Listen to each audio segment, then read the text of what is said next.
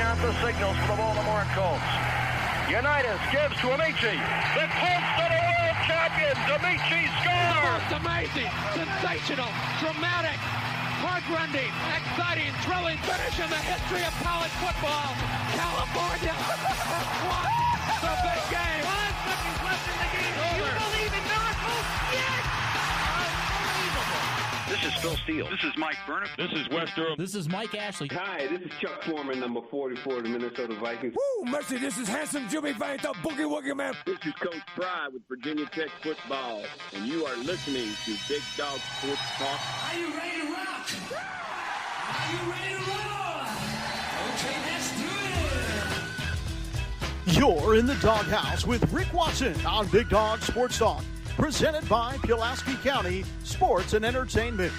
Join us in the Family Fencing Studios and chime in on the McClellan Chiropractic chat line. He's keeping cool with help from Little River Heating and Air, but this show is straight fire. And now, the big dog, Rick Watson.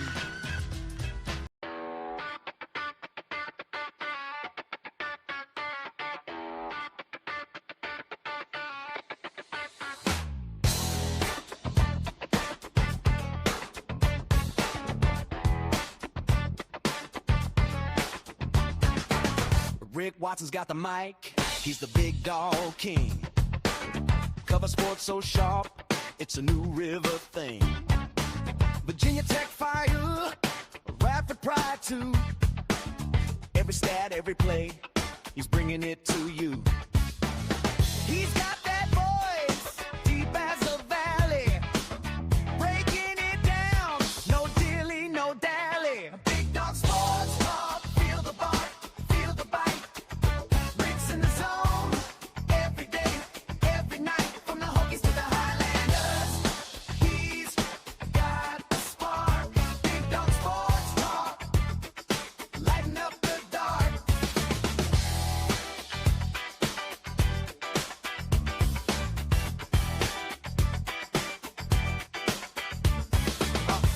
Got the scoop, faster than a sprint, calling plays like a coach, every word's a hint. From the courts to the fields, the stories unfold. Rick's play-by-play, worth its weight in gold.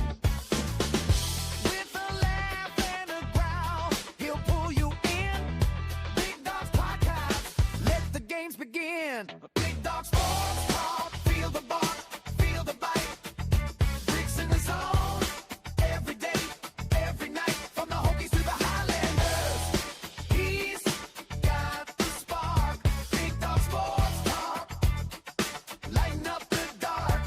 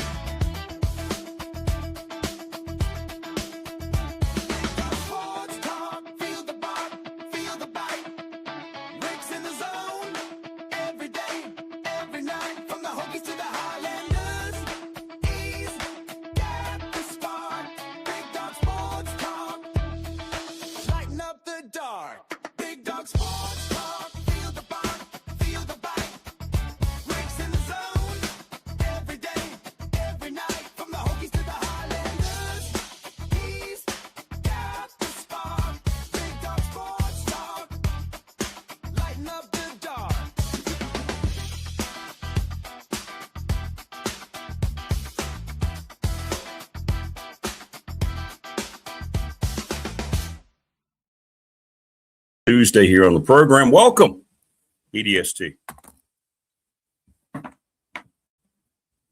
Hit us up on the Professional Door Incorporated text line and here in the McClellan Chiropractic chat room. Good morning, Prometheus. Good morning, Stephen. You love the Yellow Jackets. You love them. You love them. Marva in Miami joins us today. Brian Siegler from the Boundary Corner. And Mike Burnip, who updated us on everything that's gone on with the scrimmages. Since we're not getting any info from folks who aren't allowed to watch, Mike is allowed to watch, which means we'll get pretty good description of what's going on. As we get closer to what will likely be an anticlimactic opening night because it's VMI, but real football is getting closer and closer. Thanks to Family Fencing, sponsor of our studios, 540-200-8294. Thanks to Jason Green. Reach out to Family Fencing via that phone number or familyfencingnrv.com. Mark Hundley, you just go see him, 155 Walters Drive. McClellan Chiropractic chat room open for business. Mark is the best backcracker in the world. Yeah. Professional Door Incorporated, Travis Williams up in Dublin, 40 years in business. Text line is 540-391-0788. Thanks to Travis for his support. As always, please subscribe, like, and share everything about this channel. If you're new, if you go back and watch, like, and like some more. We'll hear from Louise Baker. We won't hear from her. I'll talk about her later. Louise Baker, Team Long and Foster, will present Mike Burnip here today. We're presented each and every day by Pulaski County Sports Entertainment. Thanks to Jonathan Sweet and Tim Miller. And hang on, I have a new thing to read here. Behind the Ride, Mountain X is happening September 25th, 26. You can go to PulaskiMTN-X.com to read all about it. And I know that's something that Tim Miller has really put a lot into because he rides. He's a biker. A cyclist? He's not a biker. He's a cyclist. Tim's not running around, leather jacket, trying to intimidate people with his Harley Chopper. I just meant, Little River Heating and Air, 1095 Radford Street in Christiansburg, 540-553-2971. Our BDST fan question of the week brought to you by the attorney Ryan Price, 701 West Main Street in Radford. We've got to get a question today. We have to come up with a question. National Bank member FDIC, the exclusive banking partner of me. I looked it up. It's been like 37 years. And also this program, thanks to Larry Ramsey. ReadySetFund.com, BobChrist11 @gmail is how you can email him, CRIST, or read up at ReadySetFund.com for all the best you can find. With an opportunity to raise money for your school group, you're going back to school, sports teams, rec teams. Floyd County's girls softball has benefited greatly with ReadySetFund.com. And if you need electrical wiring of any type whatsoever, any kind of work done, do not hesitate to call the guys down at Sundown Electric in Elliston. The Smith brothers are outstanding. 5-star ratings all the way around. NRB Super Bowls, 382-5525. They are the best. They hosted us for our bash, and we will do that again. 382-5525. Reach out about leagues at every variety, men's, women's, mixed, and also for kids. And Lawson's Mobile Home Supply. How good is James? He started his business in 1997, so you're looking at 30 years. 381-8011, all sorts of manufactured parts for your home, and he's great to deal with. He is awesome. He is awesome. Well, we got a lot of people. What's up, Kendra? You can.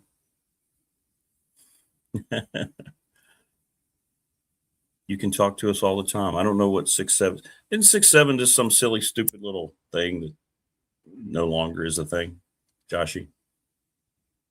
It's something that kids try to do. Right? 6'7". But please, welcome. Please subscribe, whoever you might be. That's everybody, right? They get everybody in? Oh, Brandon at Top Shelf Apparel, 4377 Lee Highway. Thanks to him for our T-shirts as well. There you go. That takes care of about here. I'll even put this up. There you go. $20. I need to ship them $30 if you need a T-shirt. What I did with my beverages? I got to find them.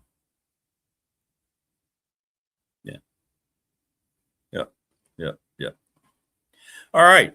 So college football season is just about here. And there's a lot of stuff that, what's up, Low Country? How are you? And a lot of stuff that is kind of settling down on the peripheral, which is really, really good. Thanks, Alejandro. Appreciate that. Thanks for subbing. I can check to see if you're telling me the truth. And you are. Thank you. Thank you. So what I'm trying to do now is I'm trying to go through with what I mentioned. I'm trying to focus more on the games, because if not, I will systematically lose my mind. I have to deal with the reality of, even on our reality at Radford, with what's really going on in college athletics, and I know how bad it is.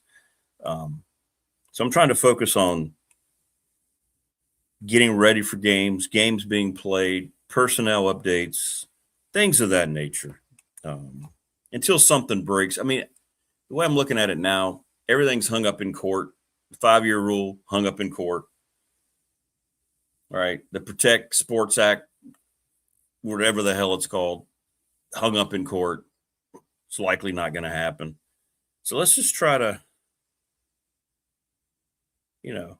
let's just try to focus on all these things. What's up, noob?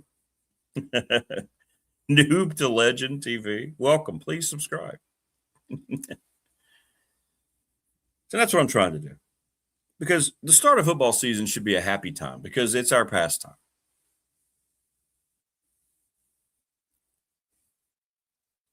Because it's what we crave. Those of you who are out of the country watching the United States, you don't understand the passion that we have for for football. In every phase, from rec league to high school to college and to pro. It is by far, and I don't know, by the way, I don't know if you can even say that baseball ever reached the heights that football is currently over the last 20 years here. Maybe during the Depression, to the war wars and things like that.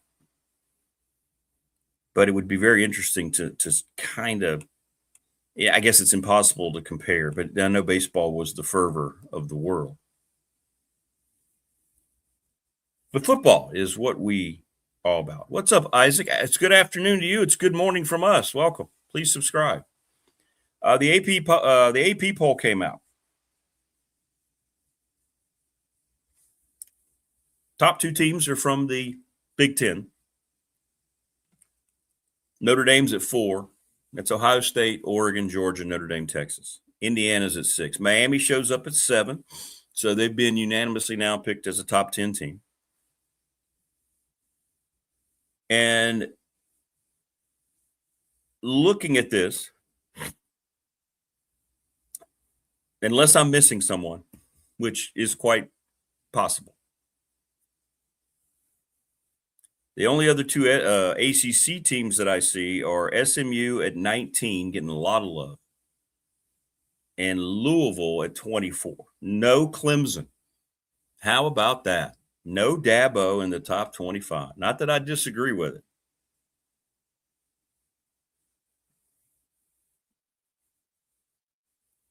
Ole Miss way too high at 9. There's Penn State again. Penn State at 18.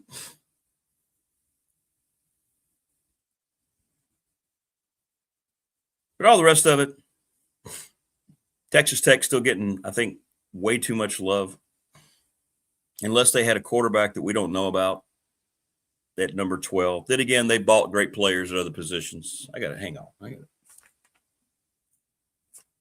Yeah. I'm double fisting it this morning. I got water and soda. Because sometimes you just gotta.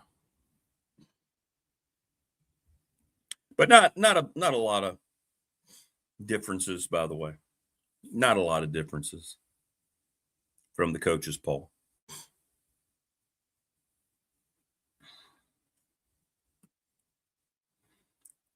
What's up, Jordan? Thanks for hitting us up on the Professional Door text line. Georgia's last national title? 2022, right?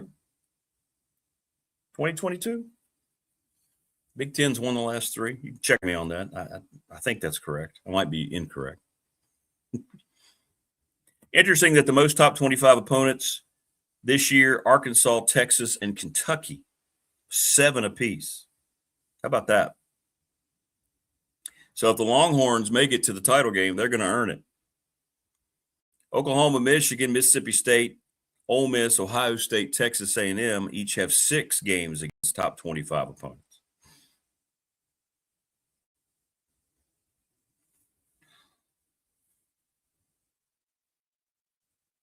Yeah. So there you go.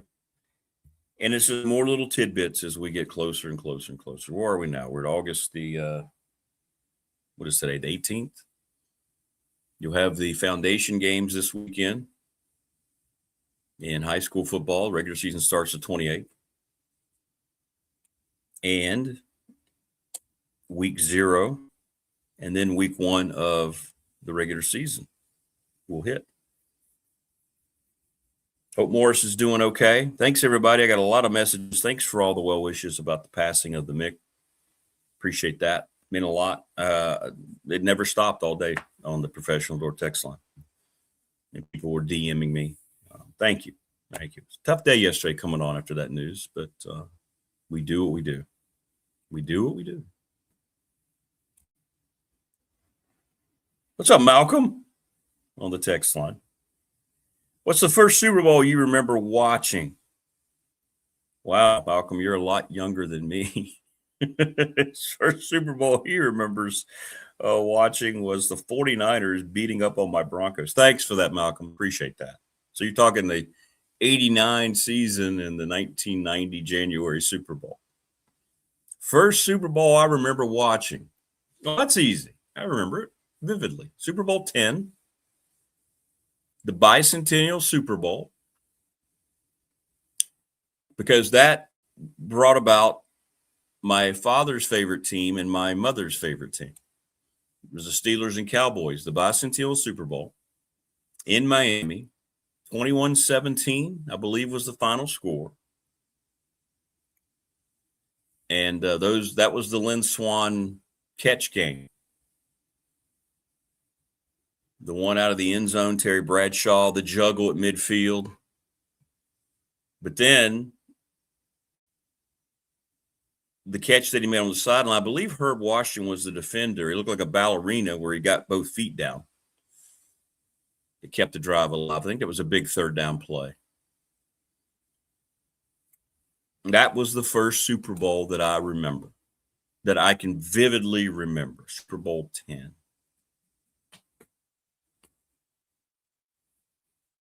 Prometheus says Bengals 49. Okay, so you were pretty close to me, a little later, Prometheus. Low Country.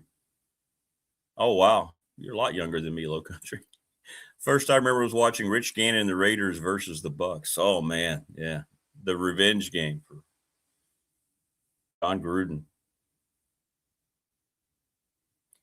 From the start of VMI and VPI football clash in 1894 to current day VMI and Virginia Tech mismatch, where Virginia Tech will roll up some monumental points. That will be hard to watch. BDST is live and on live.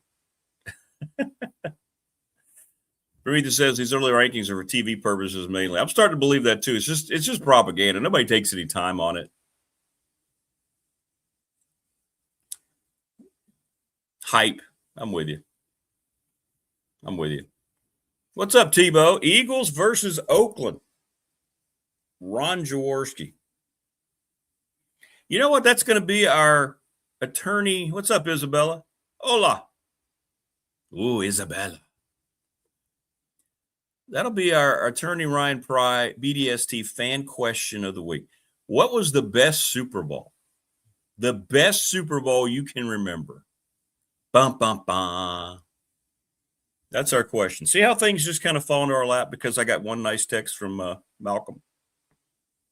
Super Bowl 7, Southwest Virginia to Texas says, I was devastated that my Redskins lost to the Dolphins. Yeah, the only touchdown was the Mike Bass interception of the Garo Yepremian play, right?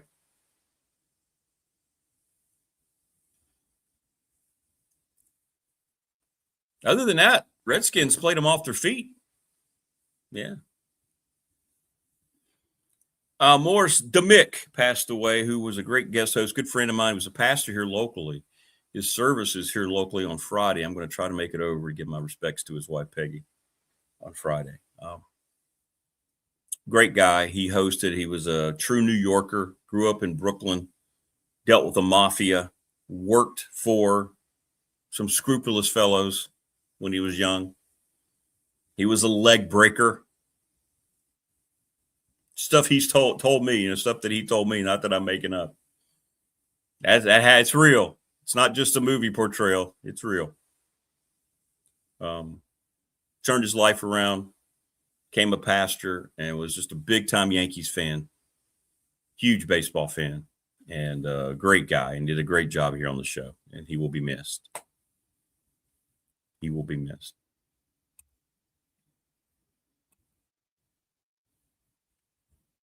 So, yeah, Super Bowl 10. That's the first one. I can remember almost everything about that day. Sitting there, it was earlier in the day. It's before it got so late at night. I remember it was still daylight out. Sitting in the living room. My mom with her big mug of coffee. And her and Dad having some friendly banter back and forth. Good times. And a pretty good football game.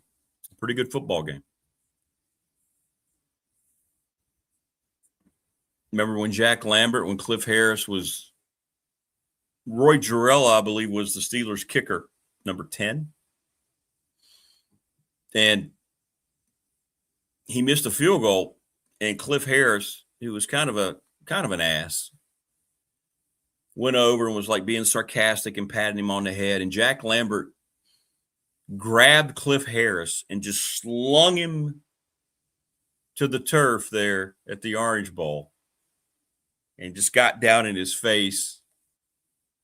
The Intimidator, Jack Lambert. Yeah, we've been thinking about you a lot more. So I know you're going through it. I know Prometheus had to go through some things. Everybody, we're all fam, man. We all try to support each other. Bereavement is hard. I hope Mom and everybody's doing okay. And rest easy, Aunt Mary. But yeah, good Super Bowl. And I was already a football fan. I guess I remember watching, but that was the first game. I don't remember Super Bowl 9, which was the previous year. That was the Steelers and Vikings. Super Bowl 10 was back-to-back for them. They went back-to-back twice. Yeah. Mick was Mick is what he called it, after Mickey Mantle, his all-time favorite player. The Mick was a pastor in Radford and then in Christiansburg. Grace Baptist Church, maybe, Morris? I'm not mistaken. Yeah, the Mean Joe Green Coke commercials. It's still maybe arguably, maybe not even maybe, it's the greatest sports commercial ever. It was so well done. The timing of it so subtle, where Joe Green wearing his road white Steeler jersey was coming out of the game. He was limping. And the kid offered him a Coke after Joe kind of blew him off at first, and he drinks it all in one big guzzle. Hey, kid, catch. You can find it on YouTube if you don't know what I'm talking about. See, that takes subtle creativity, and it doesn't mean anything to today's creativity, because they have no clue how to make something so simplistic, so classic and legendary, yet so effective.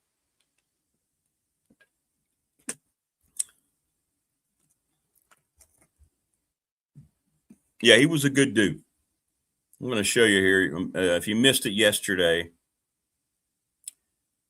the last picture he sent me was this picture, and he got to meet his Yankee hero, Mariano Rivera. That's Mick on the left. And, of course, that's the greatest closer of all time on the right, Mariano Rivera. This from a Padres fan who had Trevor Hoffman. There's no doubt that guy was the best of all time right there. So there was the Mick. And he said, Mariano also a Christian. They had a great conversation about God, and he said it was one of those deals where he felt like he was bothering him, but then Mariano Rivera kept talking to him for like 20 minutes. And I was like, oh, my goodness gracious. So there you go. There you go.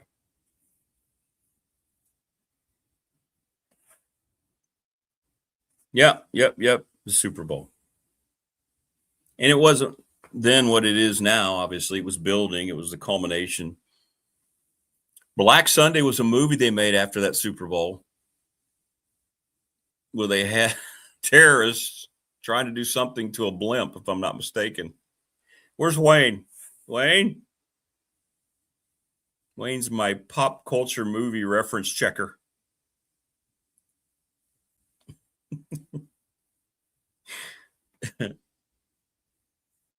What's the greatest Super Bowl? That's going to be, in your opinion. Let me know. Hit me up. That'll be our hit me up on the Professional Door text line 391-0788 or just DM me. What is the best Super Bowl? Not necessarily your favorite, but the best. What's the best game? Prometheus is saying Super Bowl 35 in 2000, Titans versus the Rams. That was the tackle at the 3-yard line or 2-yard line, right?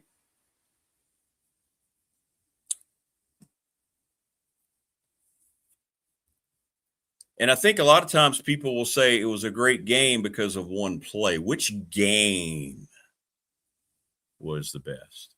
The Broncos, when they won their first Super Bowl, now this is completely my bias, but the Broncos-Packers Super Bowl 32 in San Diego, it was great. It was in my baseball team stadium. John Elway finally got one. That was a great football game. That was the Terrell Davis game, the migraine game. Antonio Freeman caught a touchdown pass. Antonio Freeman caught the first touchdown pass of that game in the back of the end zone. I wish we had more great games in the Super Bowl. You know, from start to finish, great games. I'll give my vote. I'll have to look it up and I'll have to see. I will have to see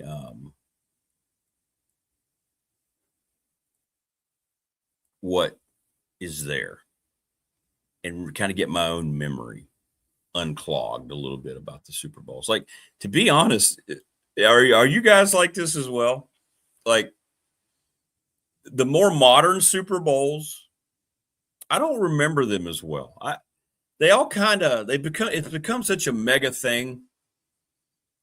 Like, from the Patriots run is when it started. I remember those games, but I don't have them as part of my conscience like I used to.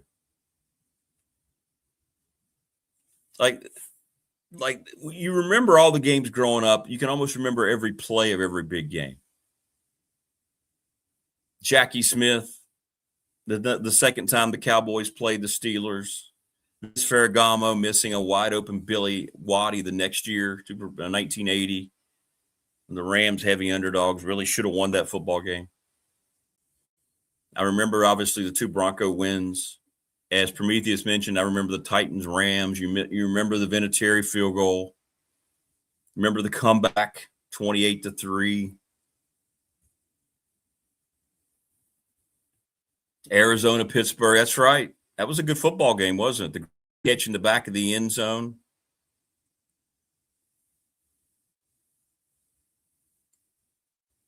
The long return for a touchdown. Was that James Harrison?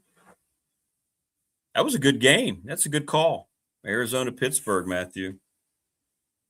So we're already getting some votes. That'd be good. What's the best Super Bowl? I'm not going to give them away early. We're up to about 7 or 8 here. Okay, that's fun. That's fun. Yeah, the Falcons collapse. I remember the Seahawks game where they didn't give the ball to the Pete Carroll special. I remember the Eagles when the Eagles beat the Patriots, that first one. I remember that one. Low Country says I was wrong. I remember the Pats Rams in 2002. I was 5, would have turned 6 in April. Very cool. Very cool.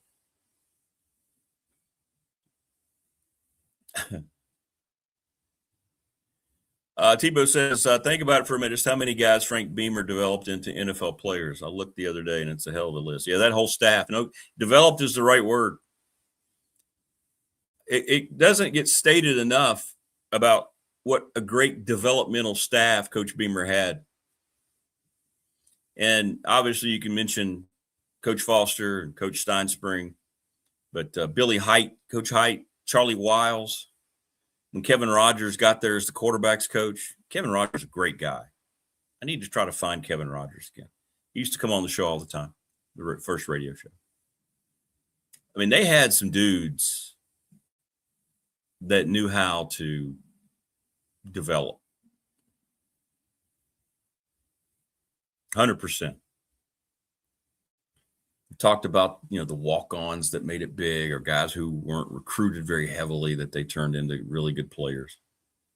And to Tebow's point, not just system players, but players who were good.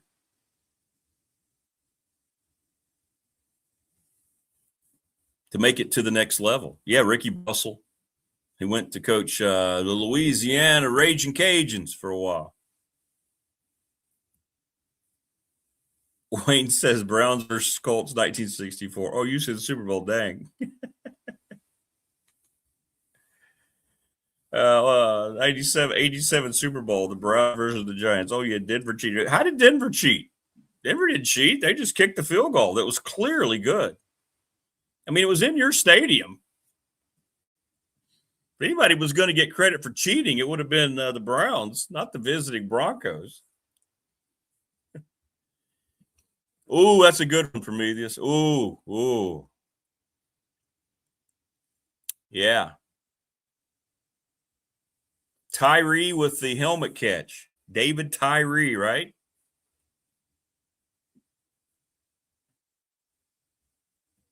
Just how? How did he hang on to the ball? And then they hit Plaxico Burress. That's what ruined that's what kept the Dolphins streak alive. Patriots were undefeated until that game. Yeah, I did too. Ricky Bussell was a good dude and a good coach. Didn't work out for him when he left to be a head coach, but that was a hard program to try to go and win. But yeah, great dudes. All of them great guys.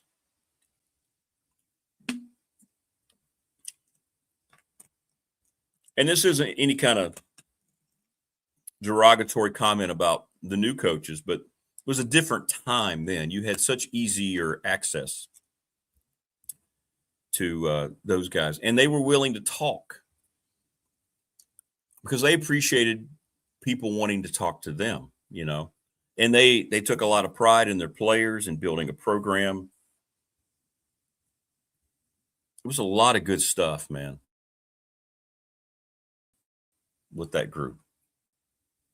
Great dudes who understood that they were, as they came along on Coach Beamer's staff, whether they were there at the beginning or whether they were there in the middle or toward the end, they realized what they were part of. And they had a really big appreciation. Absolutely.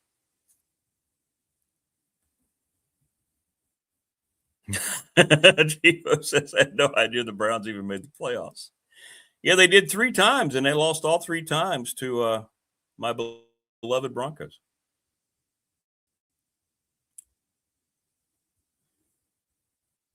Two of the games, very close, and then one of the games wasn't close. 2 of them in Denver.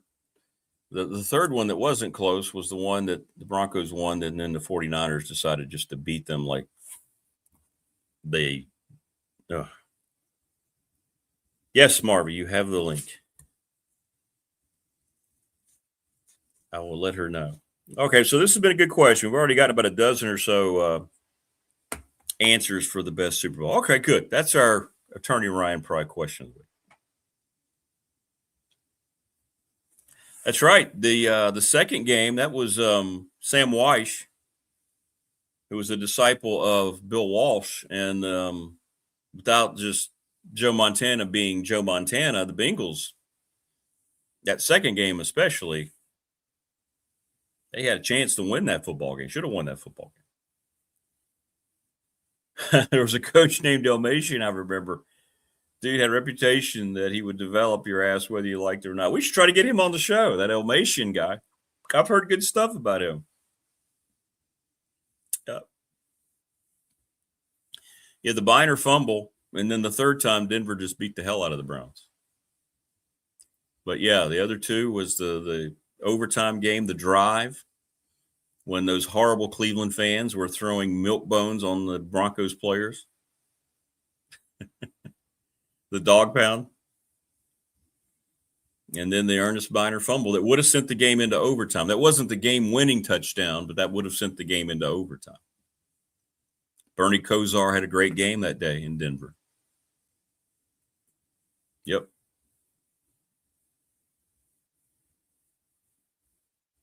Yep. I was throwing batteries. And, of course, now the Browns, in Cleveland Browns fashion, with a brand new stadium they're showing off with a plastic field. People were ripping it yesterday when they showed, oh, look at our new stadium. Oh, nice aesthetic there with that rock-hard turf that you're showing off. It looked terrible. God almighty. How do you make that decision to spend billions of dollars on a new stadium and not – you can grow grass inside. Don't give me that excuse. The Browns have never not played on grass, ever. In their history of their franchise, they've always played on grass, and they decided to put in the plastic stuff that the players do not want in any way, shape, or form anymore. Ladies and gentlemen, the Cleveland Browns franchise.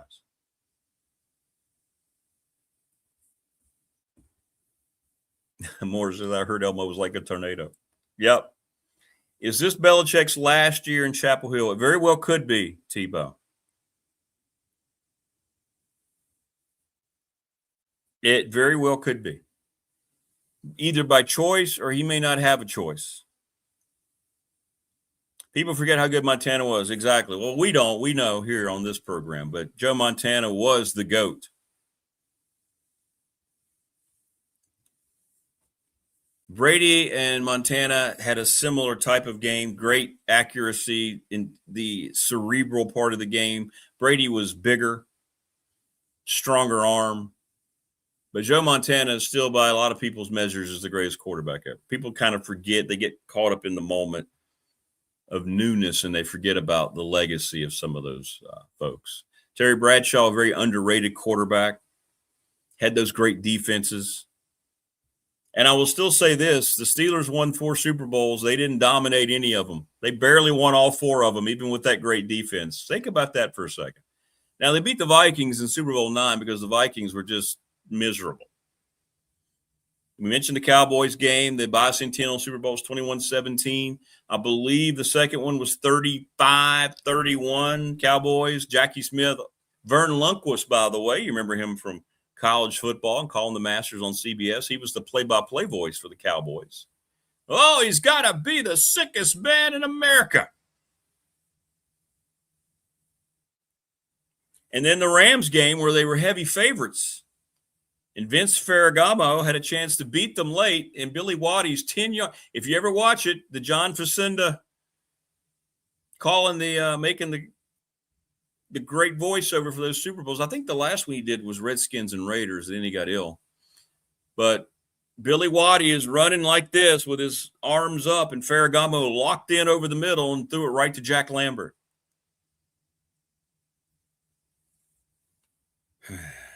Wendell Tyler was terrific in that game. The Steelers did not dominate any of those games. Defensively, they were good, but they didn't wipe away any of their opponents, despite being the team of the decade. T-Bird says Coach Elmo is busy fishing. That Big Money Seth may be available to interview. That's a true story. People keep asking, is that true? Yeah, I wouldn't make that up. Yeah, he called, wanted to be on the show. We just broken the news about the ACC. We were gliding, man. We were everywhere doing remotes. Hey, man. Yeah, Coach, we'd love to have you on. That's great.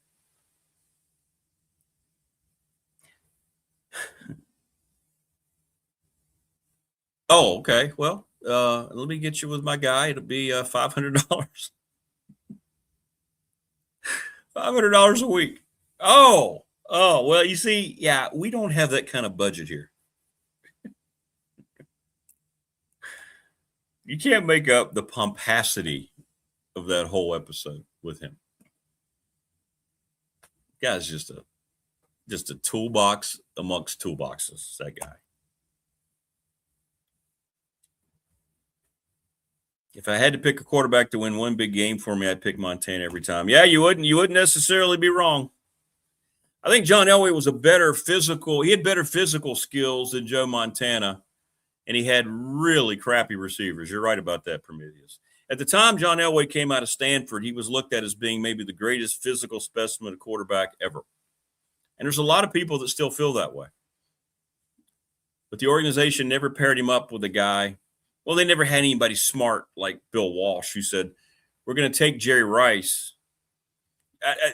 We had, the author. I don't want to mess up his name. I think he has since passed away.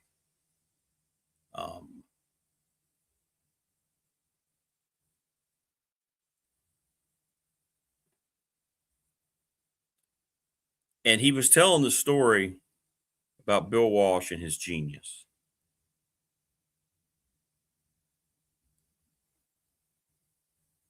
And I don't want to. David Harris. Thank you. David Harris was on the old show. And he was talking about the conversation he had with Bill Walsh about Jerry Rice.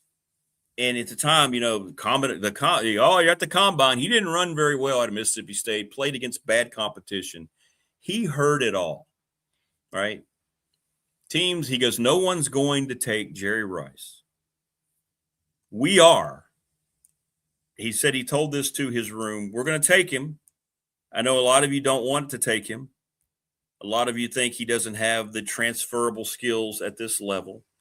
And I'm telling you, he's not only going to come here, he's going to become the greatest wide receiver of all time. And guess what happened? That was the genius of Bill Walsh.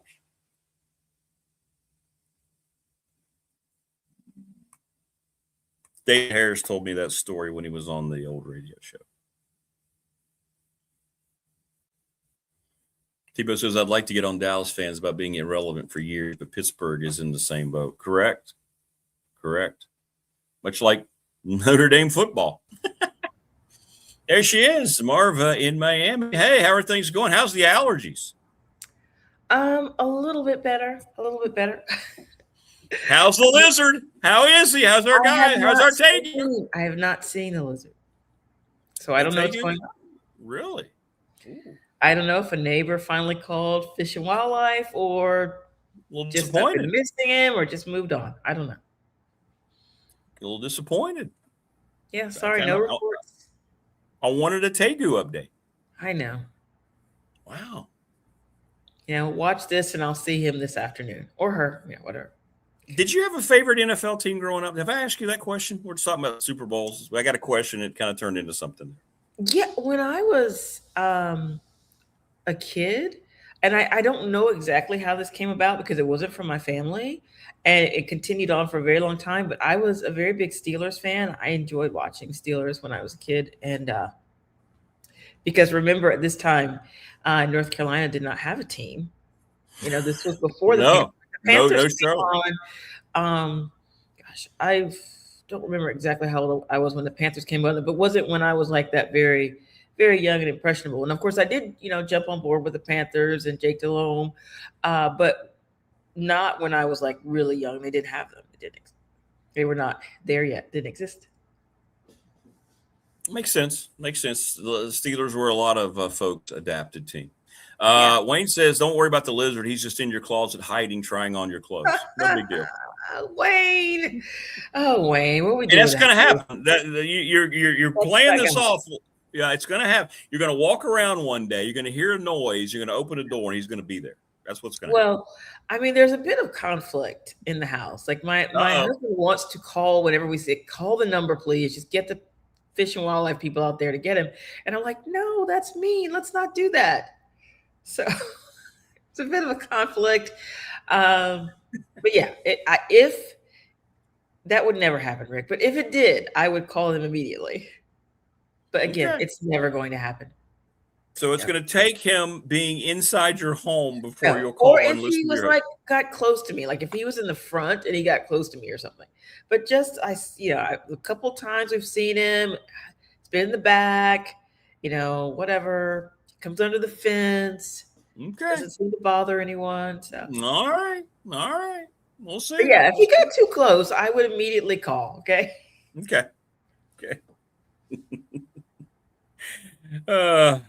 Well, we'll see. We'll see what happens there. Somebody asked in chat, will this be Bill Belichick's last year in Carolina, either by choice or by not choice? What are your thoughts? Let's look beyond everything else we know, the embarrassment with Jordan, all the stuff going on. What do you think is going to happen beyond this year? Is it solely depend on the field? I don't know what it's about. I really think he hates the way last year went down. He thought he was going to be a success. He thought he was going to come in there and figure out this college thing very quickly. That didn't happen. And so I still think he has a lot of pride. And I think he wants to be able to say, look, I turned this program around. I think he desperately wants to say that. And so if they do better this year than expected, and I know that the AP poll came out yesterday, and a lot of people were surprised to see Carolina not mentioned at all. I don't know if they got any votes. I haven't dug into it that deep. I know they were not in the top 25, which I'm sure you discussed. No, they were not. Very surprising. Very surprising. Yes. So he wants to be able to say that because he wants to go out on top. He wants to be able to say, I turned this program around. So I think if they do better than last year, and it's a respectable, well, I mean, they only won 4 games. So that's, if they win 6 games and, they go to a bowl and win the bowl, I think he's going to stay, even at his advanced age. I think he wants people to say, oh, he put his stamp on that program. He turned it around. I think that's what he wants.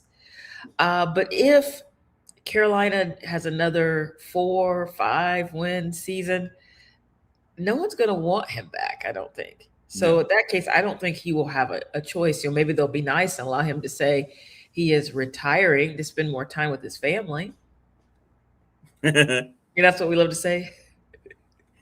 So-and-so is, they want to step down so they can devote more time to the kids. I think he's sitting around wondering, okay, so here I am. I've done all this in the NFL. A lot of it very scrupulous. A lot of it has deserved the criticism and the, a lot of people wondering, what in the world's going on there. Because he has done some things that don't make any sense.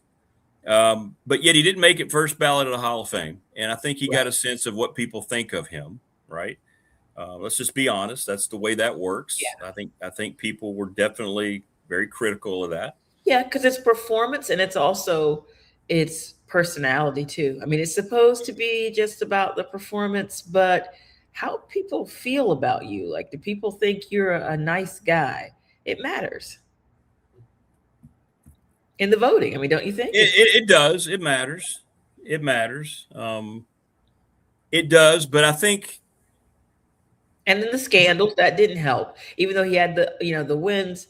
The Super Bowl wins, it's like, there are a lot of people who are still very upset, about Deflategate or about the sign stealing. It's a lot.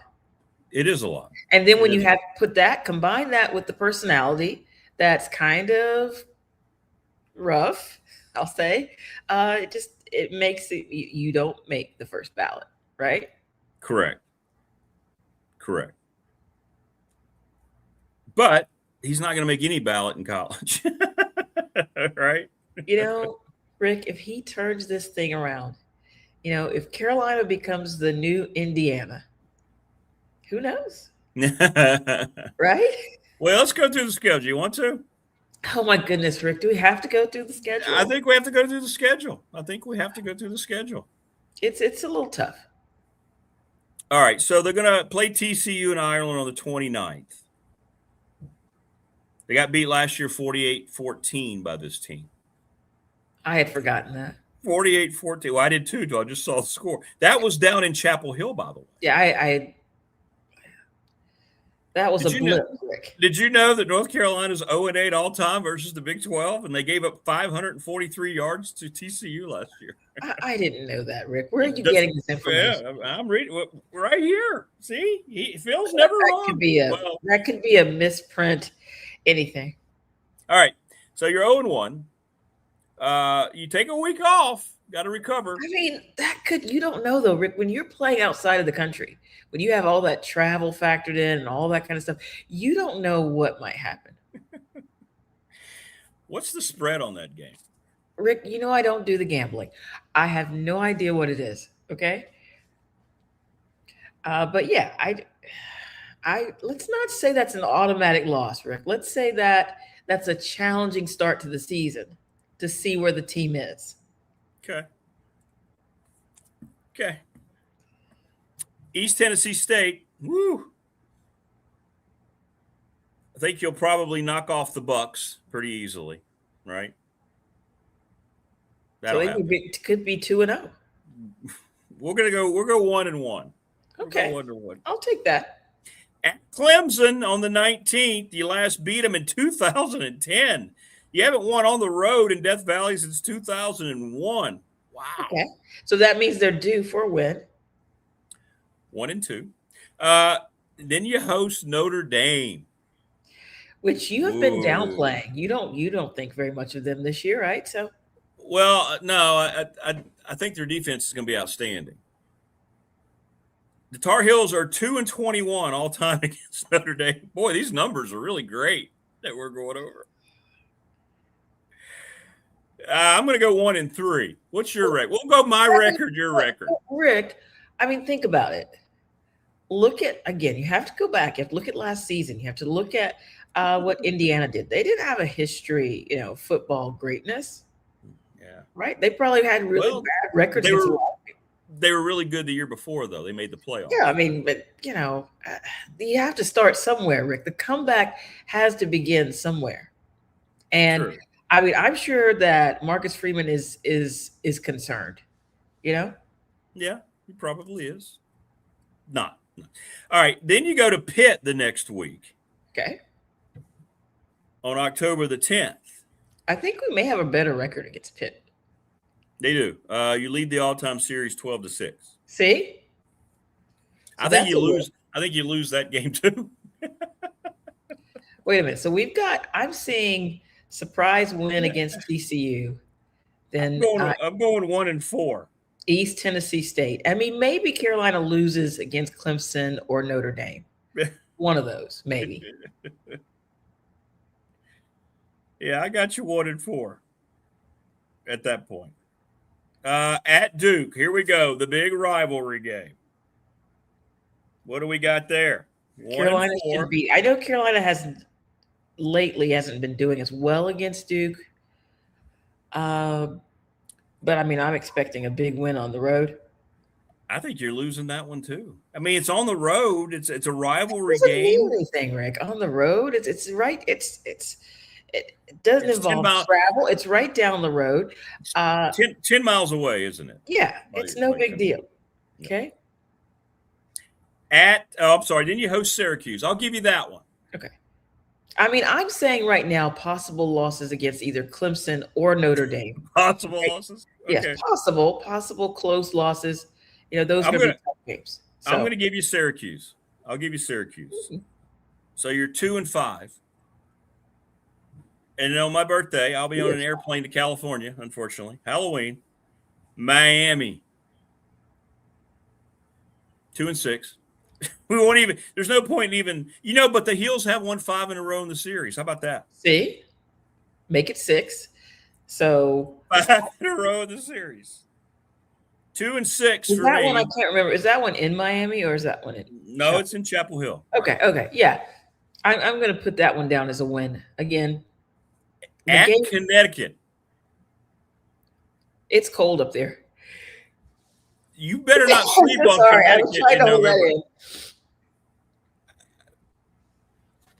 I'm sorry. Once it starts, You know what? Let me look. UConn is one of those. I think we've had some good games with them in the past, or some difficult games, and also playing there. It's going to be in November. It's going to be cold up there. Yeah, I mean, it could be challenging, but again, the challenges I see are, we talked about Clemson, we talked about Notre Dame, but new coaching staff, new team. That's right. They lost Jim Mora. He took the job. I see Carolina maybe going into that game with 2 losses, maybe, possibly 2 losses. Still a winning record. Rebuilding year for UConn. Yeah. I'm going to give you UConn. Okay. Now that I see all that. So that's 3-6. Louisville. 3-7. At Virginia on the 21st, South's oldest rivalry. That can be difficult, but I think. Wait, what did you say you had Carolina at? I have them going after they lose this one at Virginia. I have them 3-8. No. I mean, it could possibly be like 9-2. And then the Wolfpack at the end of the year. That's always tough, but I think, Carolina has to win that one. And then, when you finish the season, you're like, 10-2. This will be a totally different conversation that we'll be having. You think so? Yeah. I mean, You're probably going to be like, hey, you've got to come on. You can't just come on Tuesdays. We've got to talk about what's going on with Carolina football. That's what the people want. Yeah, I don't know who that person is. Tebow lost. What are you talking about? I've got you 3-9. I've got you 3-9. I might be completely wrong, but I've got you at 3-9. 10-2. I think that's what a lot of people are saying. Yeah, I don't know what's going on with Tebow there. I don't know what he's talking about. 1-11, 2-10 at best.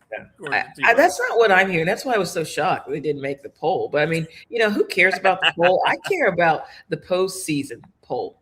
The last poll of the year. I don't care about the postseason poll. You think the last poll of the year?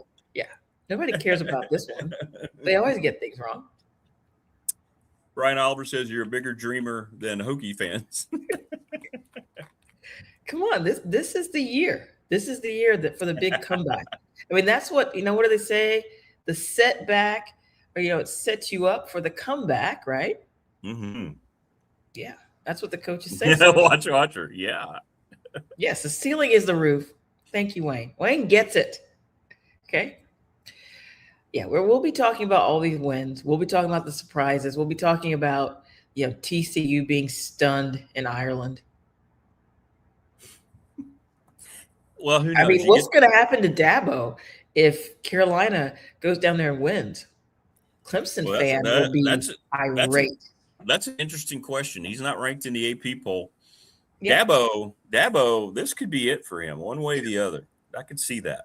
Yeah, I think he's just kind of struggled. I mean, he sort of hated the transfer portal, and I get it. I get why he hates it. I get it. But the fact is, he's going to have to change the way he does things in this new day, right? Or, I mean, there were people last year that were upset with him and wanted him gone. Correct. I have some friends who are Clemson fans, and they were not happy with him. They were not happy with their program, falling so fast. People weren't talking about them anymore. It just didn't, so we'll see what happens. But losing to Carolina there at home would be bad for him. I'm with you. I'm with you on that. Well, we'll see. We'll see how it all plays out for your Heels. But I've got you at 3-9. I think things are going to fall. I think things need to come out about what happened with his son. That's been weird. You got to admit that he's gone away and no one has brought it up one time. Yeah, I don't know. I mean, I was just talking about that earlier a few days ago and with some friends, and it's like, what could it be? And it's hard because you respect someone wanting to keep their medical information private, You know, we've seen this sometimes with celebrities that have serious illnesses and they just don't want everybody talking about it. They want to be able to deal with it in private. But I feel like if they would just say something, we don't need to know all the details. We don't need to see the charts or anything from his doctors, but just some sense of what he might be dealing with. I think that would be reassuring for people to know just what is it, because it's so vague to just say, you know, it's a medical issue, because we know it has to be serious for him to be out, right? The Lombardi thing is just hanging over the program. Yeah, no, I mean, that investigation, I can't remember right now. There are certain rules about that investigation as to how long it should last. And I can't remember right offhand right now. I don't know if it's like 60 days. Like, there's a certain time. You just can't leave somebody hanging in the wind like that. So, you know, got that situation going on. But the Belichick, you know, that is, I think, even more like with the players, you know, what is going on with this coach? What is happening? Nobody knows. Yes, nobody knows. It's I just don't know, because when someone gets out like that, I mean, you automatically think, well, this is a very serious illness. Is this something that could keep him out for the whole season? Or feels like we'd have heard something newsworthy if it were. I mean, I don't know. Maybe they're suppressing it. It's been weird, that whole thing. You think about the dad, but he never likes to reveal anything. You know, Bill doesn't like to reveal anything. So maybe, you know, he's the one driving this bus and saying, "Hey, we don't need to say anything. They don't need to know anything." Don't you think? I mean, that's kind of his attitude, right? They don't need to know anything. Oh, he's driving the bus, all right. One way or the other. He's driving it right off a cliff. But yeah, he's driving the bus. Yeah. So, Rick, we just got to I just want us to get to the game so we have something really to talk about. You know, well, this was good. We went over the schedule. It was good. It's healthy cleansing. People are very excited to see how excited you are about their season. Yeah. I mean, 10-2, we're having a different conversation. Correct. We would be having a much different conversation at 10-2. You're right. Very close losses. 100% correct. You are correct. So we'll see. So we keep this. Make sure you mark this date down. You know, we keep this so we can replay this when that comes to pass. Yes, we will replay this as we go. If you guys end up having this special year that you're talking about, yes, we will. 100%. Okay. All right. Well, listen, have a good week and update me on the Tegu. I want the Tegu. I will. If we see the lizard, I'll let you know. All right. Give my best to your fam. When's school start? When's school? Already started. Thursday. How's everybody doing? Well, up until today, everything was going fine. But today I have one kid at home. My son came home yesterday and he was like, eyes were kind of red and he was sniffling. I'm like, what's going on? He's like, I feel a little sick. Okay. I thought, okay, no big deal. Get some rest. Everything, you'll be fine in the morning. Got him up this morning. He's like, I don't want to go. I don't feel, and he's not that type of kid. Like, he loves school. So usually it's like, I'm telling him, no, I think you should stay home. But today he's like, no, I don't think I should go. So one kid is already sick, Rick. How does this happen? Well, I'm sorry. I don't know. That's not a good start. You're surrounded by all these people and just. Not a great start, Marva. Yeah, I know. But yeah, he's home today. I'm hoping we can get him back tomorrow. But yeah, he's already got the bad cold. You know, he's already, So what can you do? Well, my best to him. Thank you. And to you. He's got the best nurse mom around. Yes, I will be watching over him today. Getting lots of fluids in him. I said, you can't go to school today. We're not going to spend all day sitting on the tablet. Yeah, just remember, when all else fails, you've had the greatest basketball player of all time. Yeah. And the greatest defensive football player of all time. Yeah. And women's soccer player. So. Okay, that doesn't really count. But we're gonna count the other two. Yeah, give Mia Hamm her due. Okay. I don't think she's the greatest player. Well, let's say I think she had a great collegiate career. She had a great career. She did, but she's not the greatest player. Rick, come on. You're not even a soccer guy. No, I'm not. Just say she had a great career, and we can go out on that note. Okay. All right. All right. Have a great week. Okay. You too. All right, be good. There you go. Bye-bye. Marvin, Miami. We love Marvin. Now, Marva says that, but she knows it's going to be a challenging season for her Heels. But hey, she's a fan, right? And if she's right, oh my goodness, I'll never hear the end of it. Tebow's got him 2-10. It looked like 3-9 to me, and that's me giving him the Connecticut game. But, I'd forgotten for a moment that Jim Mora left Connecticut and took everybody with him. They went to Colorado State, so they're going to be rebuilding. Perfect attendance blown, man. Finding out Brent Venables made Dabo. Yeah, I think both coordinators kind of made Dabo. We're finding out Tony Elliott's a pretty damn good football coach. And if Brent Venables' defense is as good as advertised, Notre Dame and Oklahoma is being widely talked about as having the best two defenses in the country. Sorry, y'all. I had to have some soda this morning. Just not feeling it. Not feeling the energy.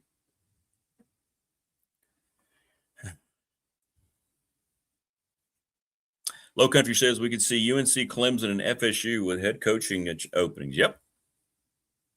Yep. Sure could. 100%. Think I'll buy me a Duke hoodie, cut the sleeves off. T-Bird says. He misses Sunshine Trevor. Yeah, me too. It's not the same in the pros for Trevor, but boy, when he was at Clemson, the golden locks were flowing.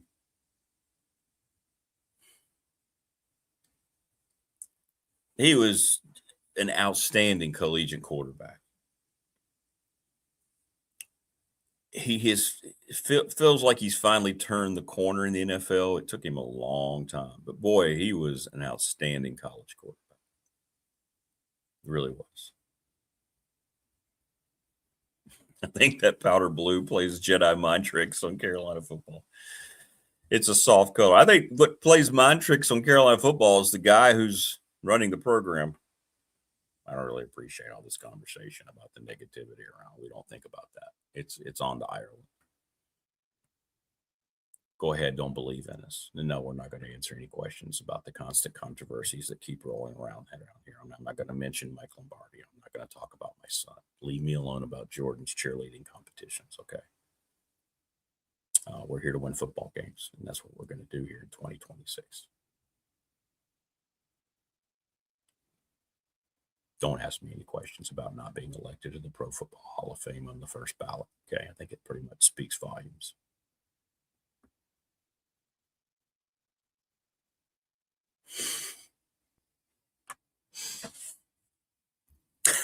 Actual footage from Bill Belichick.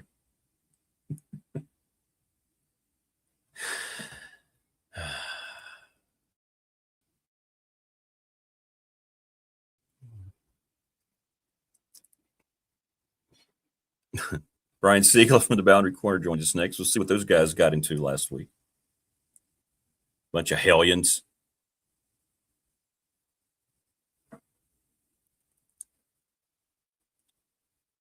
There's room on the wall for a signed photo of Goldilocks.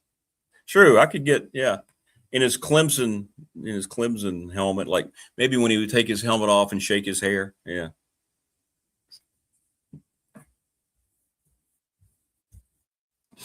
Your Belichick impression could be a good ASMR track. I'm not really sure what that is. We're here to talk about football. I don't know. I'll ask Jordan what that is. She'll know. I don't know things like that. Thanks to Lawson's Mobile Home Supply, 300 North Franklin Street in Christiansburg.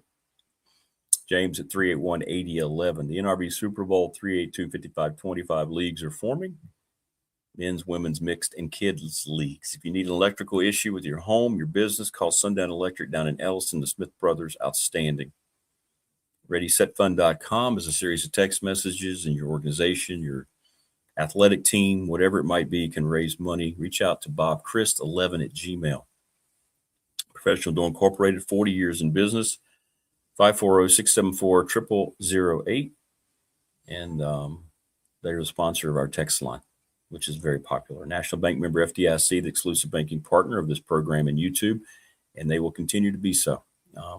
If you're having problems with your bank and you need to switch, you would be making a mistake not to, at the very least, go down and check out National Bank, ask some questions, and meet their wonderful people. The fan question of the week brought to you by the attorney Ryan Price, 701 West Main Street, Trust and Estate Planning. What's the best Super Bowl? We've already gotten almost 20. That's pretty fun. No, I'm not going to give it away. Not yet. There's one that's starting to get a lot of love. It may or may not have been mentioned already in chat.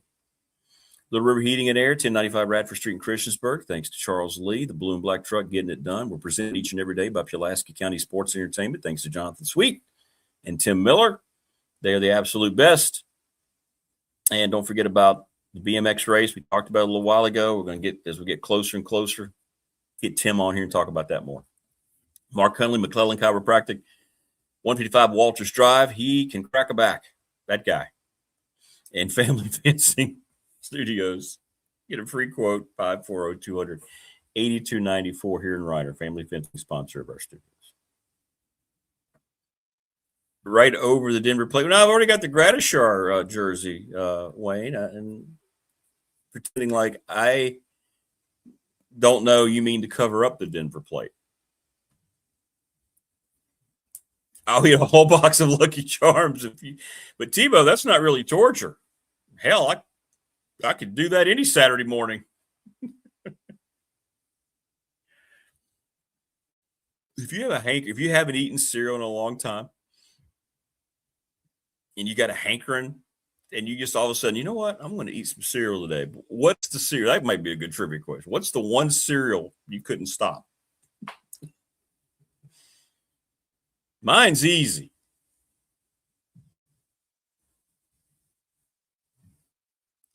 Buy or sell. Tech will end up in the AP top 25 poll. I don't know, man. The pollsters are weird. They're biased. They don't give the ACC teams benefit of the doubt. Right? All that stuff is just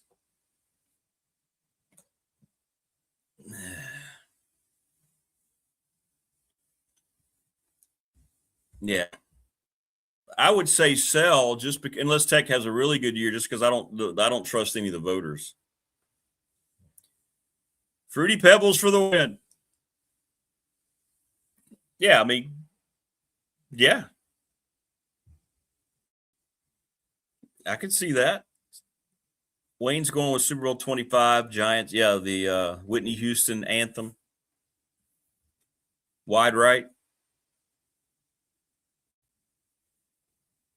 That was a great Super Bowl. Bill Parcells and the Giants. The red, white, and blue teams. When America was still unified. Not divided by all this worthless-ass political crap. Remember that? That's a good one, Wayne. We're taking your votes now. That's our BDST fan question. Joining us now on the program, it's Brian Siegel from the Boundary Corner. Look at that. He's got like a maroon. Look at that. Look at that. Your shirt. Well, your attire always gets conversation pieces going. Look at that. You got a nice collared Tech shirt going on there. There we go, baby. I like that. It's Hawaiian shirt Tuesday, so I gotta support the crew. Let me ask you this now, because you know how I am about jerseys and uniforms, and I hate when teams just ridiculously add black that for no reason. Tech's done that in the past. They're going to do so again this year. They just haven't announced it yet, but it's going to happen. Do you have any black Virginia Tech apparel? I mean, I've got a bunch of black T-shirts with like, a helmet or like a color, a name mark on or something on it, but I don't have like an all black jersey or anything like that. So yeah. I think T-shirts you kind of get a little bit of a leeway there because you're gonna put you got to put it on something because black and gray is kind of like a given right on a T-shirt. Yeah, I mean white, black, and gray are like the defaults, and then that's true. You start to that's get true. into like you can color match your team from there. But that's a good point. But no jerseys.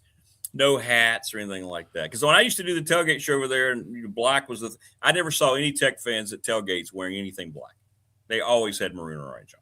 So I will say I do have the all black Metallica Virginia Tech hat. Okay, well. So I do have that. Okay, all right. And I didn't have a huge problem with some of the black jerseys, particularly the 2010 iteration, but I think some of the other choices have been a little bit suspect. And just throwing black just for the sake of black, I kind of, at least Virginia Tech does have, hey, our original football team colors were black and gray. We at least have that to fall back on whenever a question comes out. Yeah, they like to say that, but that's not why they're doing it. You know it, I know. Oh, it's certainly not why they're doing it, but at least gives them a out that other teams don't have. That's true. That's true. Yeah, I don't like it. I don't like it at all. Look, in my defense is this: I think Virginia Tech has one of the most classic, simple uniforms in college football. I think they've got the unique color scheme going for them already, maroon and orange. They don't need to do anything to it. When you wear that maroon helmet, that maroon jersey, and the white pant at home, I mean, that's a perfect uniform to me. Perfect uniform. I don't need, and I like the all white. I go back to the Vic Air. I just think it's clean. It's simple. It says we're Virginia Tech. We don't need all this other crap, right? That's fair. That's fair. I mean, I when you talk about blacks, like the best jersey, I guess that had any sort of like black as the primary for Virginia Tech was definitely the Pro Combats. Like that was kind of that's the one that I'll like let slide.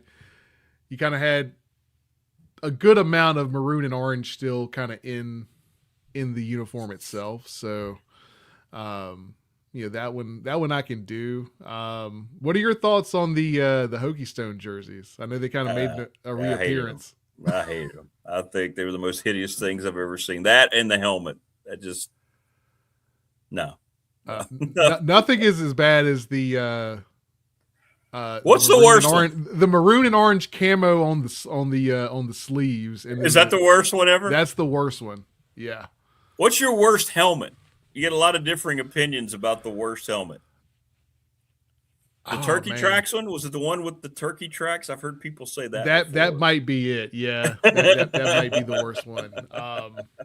We late 2000s, early 2010s, we were certainly throwing stuff at the wall to see what was going to stick for alternate jerseys. Yeah. And some of it was cool, and some of it was like, what are we doing? They just let Nike do whatever they wanted. They just said, well, okay, sure, we'll put it on. Whatever you want to do, Nike. Whatever you want to do. Whatever. Maroon and orange camo, just color blocked on the sleeve? Sure. Sure. Why not? Yeah, I'm with you. Camo helmet was bad, Wayne said. Yeah, the camo helmet was terrible. Yeah, that whole uniform top to bottom was just awful. Yeah. Like at least some of the other ones where I didn't like the jersey, I liked the helmet, or if I didn't like the helmet, I liked the jersey. Like that top to bottom was just bad choices. I don't know who checked the box to sign off on that one, but well, I think the Tech helmet is nearly perfect. I like it simplistic. I like it. The VT is perfect for the helmet. You don't need a stripe. I like some of the old school looks. I love the old stack VT. I love that one. That was fine, but I love the helmet. I don't think you need to touch it. I just don't. I don't understand why they do all that. I mean, I do. I guess I don't know what they get out of it. I can't imagine they're selling merch. Maybe they are. I don't know.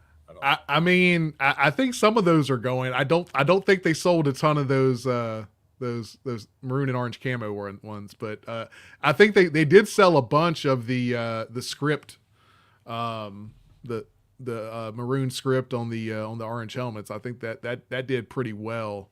I could see that.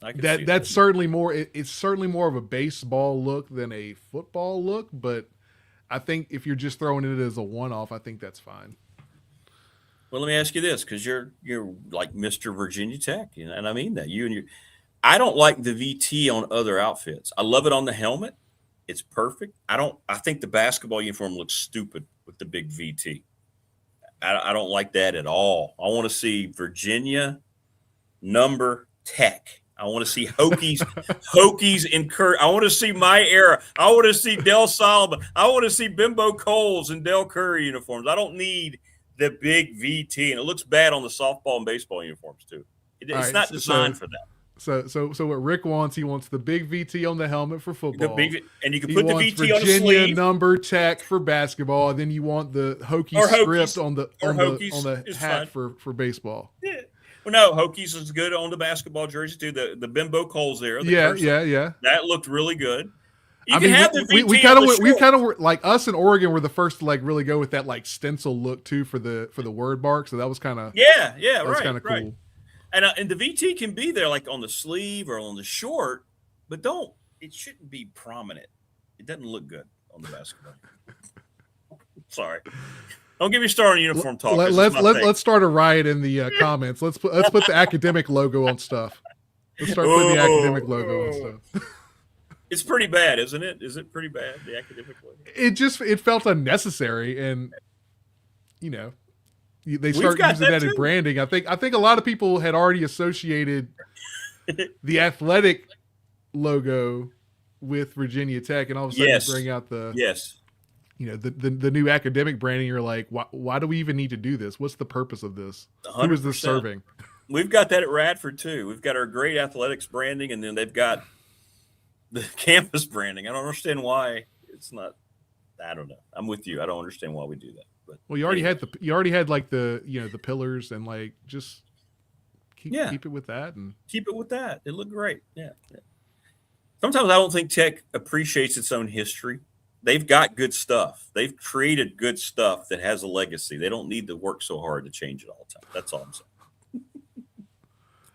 All right. So what did you guys get into last week? I know you had a lot of good discussions. Everybody back and fired up now. We're getting closer. Everybody back fired up. Yeah, last week we had Pete B from Too Deep. We had Dan Pultz from Tales from the Terror Dome on with us. We were a full crew, full foursome.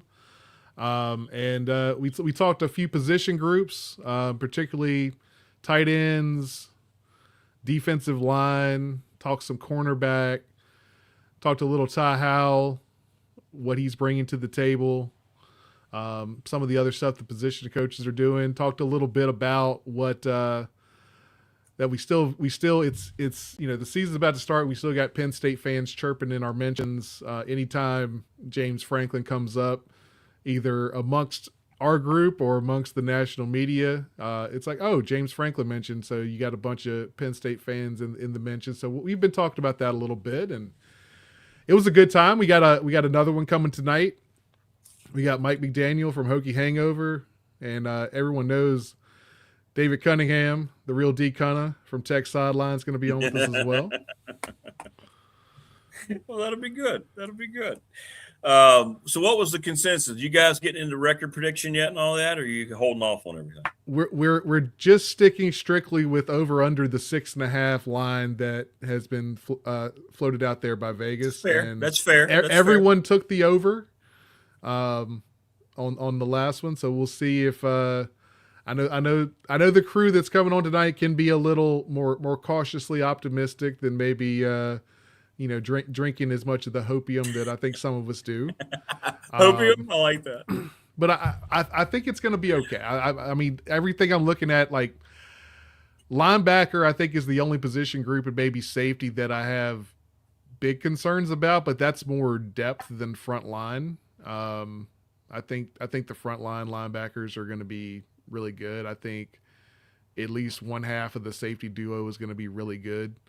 I think the question is depth. The safety, it's more unproven, and linebacker, it's just thin due to attrition in one way or another, whether it's injury right now with Santiago and Gabe Williams, whether it's guys that left, and whether it's guys that changed position. We kind of had all three impact that room, so it's going to be interesting to see how that room and safety shakes out. But I think some of the other groups are starting to look a little bit better. Offensive line's mostly healthy. Wide receiver, I think, is starting to really look good.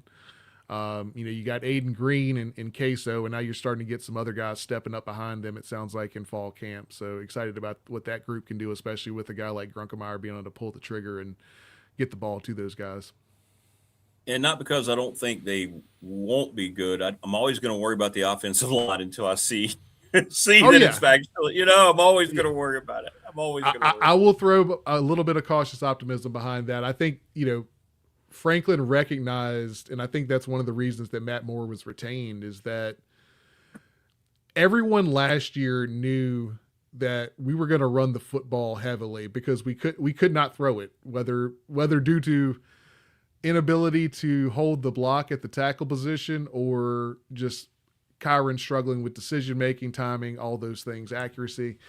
And so we were heavy running the ball. Everyone was stacking the box against us, and we were still able to rush, put out a top 30 rushing attack, despite playing against a stacked box every week. So I think he recognized that and said, I'm fine running it back with this guy if he can get that type of rush impact with a stacked box.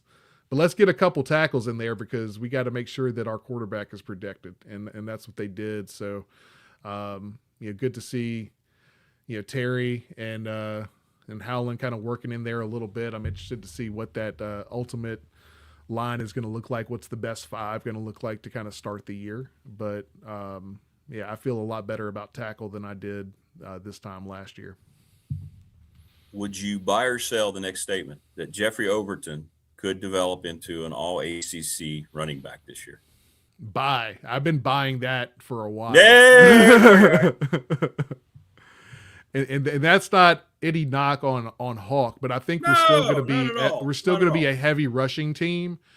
And you got to remember, looking at the carries from last year, I know some of them were scrambles and things like that, but there's about 8 to 10 carries a game that went to Kyron Drones that are probably going to get divided between those two running backs this year. We might end up throwing the ball maybe 5, maybe 10 at the most times more per game than we did with Kyron, but it's not going to be a significant departure in terms of kind of run pass percentage. I think it's just going to be more efficient with how they do it. I agree with that.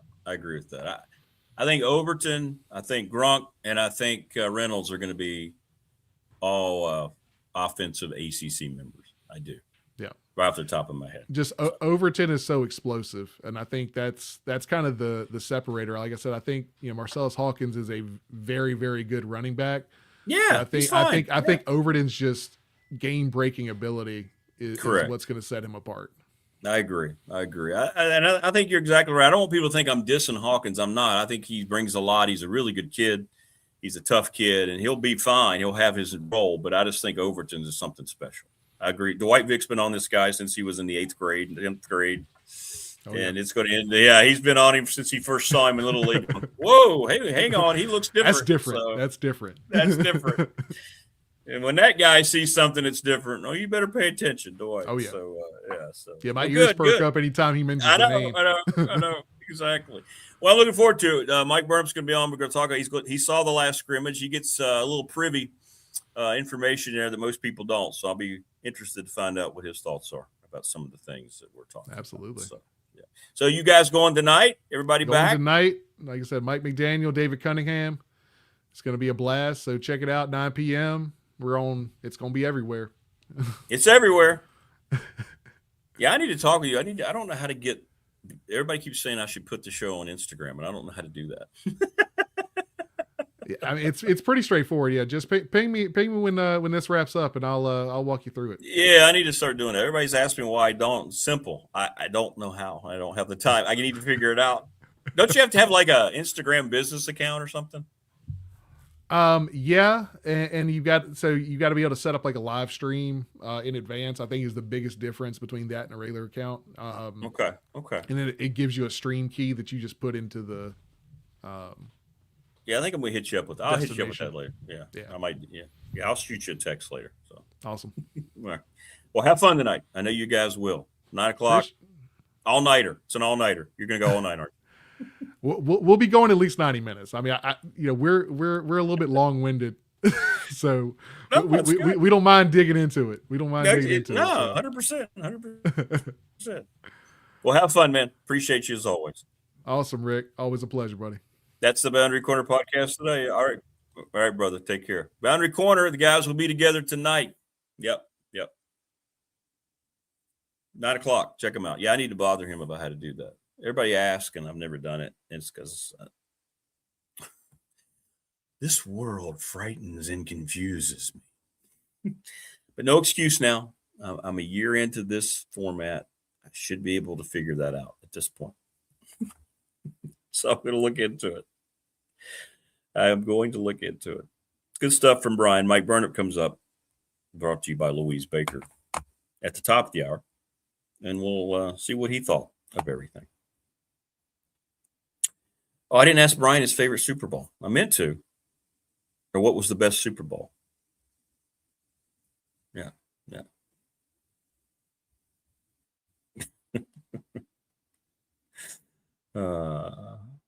Random text. Someone named Kenneth says, I don't understand the point of tattoos. They've never made anyone look better. Thanks, Kenneth.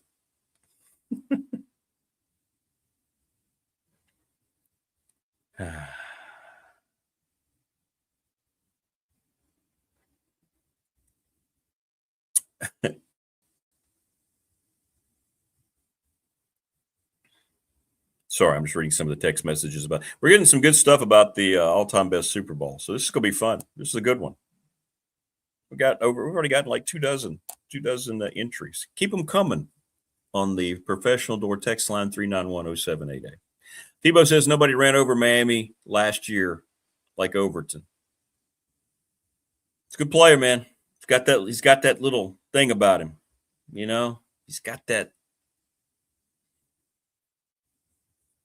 And it won't, Dwight Vick was the first one, and he'll always get his flowers on Jeffrey Overton, right? It is. We're a live show, Maybe it's just Bob. What's up, Bob? Please subscribe and don't say anything stupid in chat like a lot of people have. Not the usual crew that I've had to get rid of today.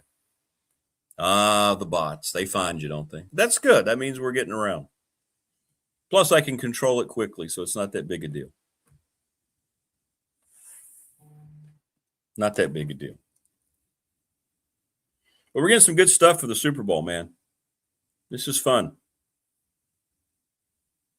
There's another one. Thank you. I'm going to wait. I don't want to get into it. I don't want to influence. Sometimes I feel like if I start talking about certain things and what's taking the lead, people might fall back into that. We got a good range. We have a couple that's kind of getting more votes than others. Unfortunately, nobody's voting for my Super Bowl, Broncos-Packers Super Bowl 32. I'm too steeped in my bias there to. Bob is just an acronym. Yeah, we love new folks being here. We just don't put up with any of the craptoid, the bots that say ridiculous things. Yeah, I'll never understand the purpose of stopping by someone's stream, someone's show, and saying something ridiculously stupid. That's your existence. Make it make sense. Thank you. Maybe it's Bob. Appreciate that.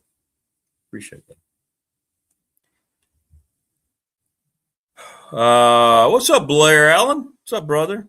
When are you going to start starting high school coverage, talking about coaches? Go Floyd Buffaloes. Yeah, go Coach Cromer. Yeah, we're going to get into that with Coach Mabry. I don't know if there's going to be an official 4th and Goal show this year, but we're going to have a high school segment I got to talk to Coach Mabry about. Yeah. I am, Wayne. It's all you. It's all you. We're talking sports. We talk everything here on the program, but we're a dedicated sports show. We are. We'll get into some high school football. Of course, we're slated to carry Blacksburg football here starting the 28th. on the channel. People say, why Blacksburg? Well, they're the only school in the area that do not have a broadcast outlet. Pulaski County, Radford, Christiansburg, Floyd all have broadcast outlets. Blacksburg, the biggest high school in the area, and the sister school to Virginia Tech, if you will, does not have a broadcast outlet because the local radio station that carried it went kaput. ESPN Blacksburg burned up in flames, not literally, but figuratively,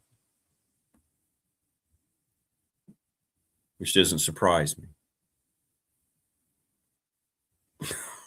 But so we're trying to extend the olive branch. I have a lot of respect for the program that Dave Chris built. Coach is a great person. And with the legacy of Blacksburg football and the state championships and the great players that they have put out, they deserve to have an outlet. So that's what we're trying to provide here in 2026. You don't hear enough out of high school camps. Like, I don't have time to go around and talk to coaches, so I don't feel like I can really get into it until we get into the season because I just don't have time to learn about the personnel. I hear from coaches. I hear from people watching the programs. So I don't like to come on and talk about something that I'm not really prepared to talk about.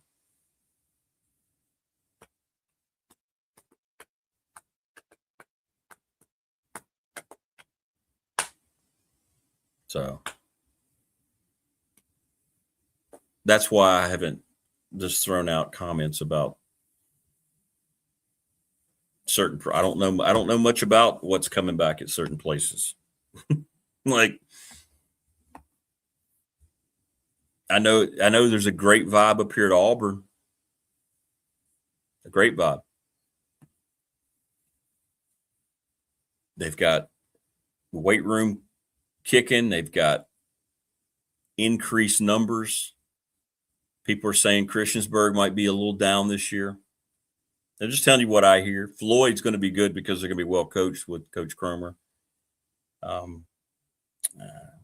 haven't really heard a lot of positive things about my Pulaski County Cougars.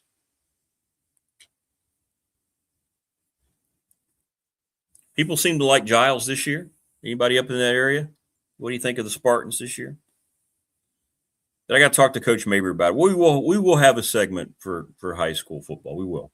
I just don't think I'm doing a dedicated show this year.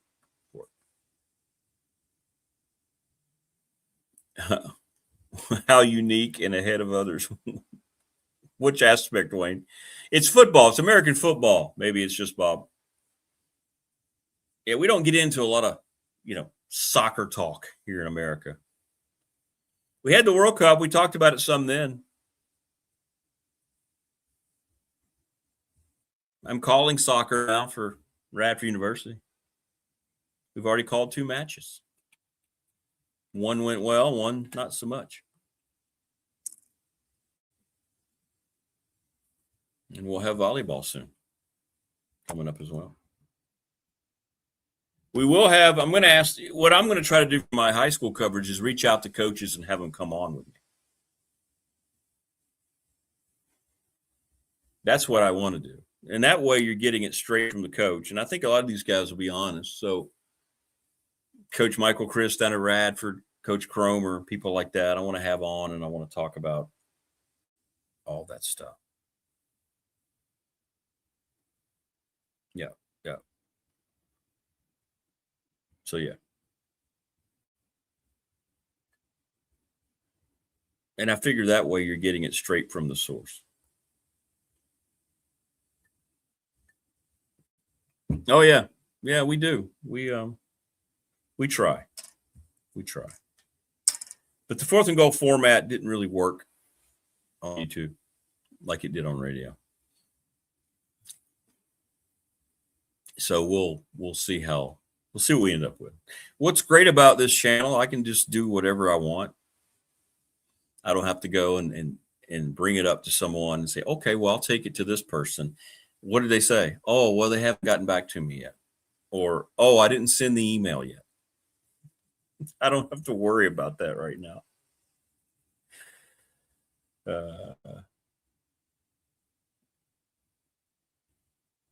What's great about YouTube, like the biggest, if you go to the shorts from yesterday, the biggest reaction I got, most watched, was the one we were talking about, the Spider-Man movie.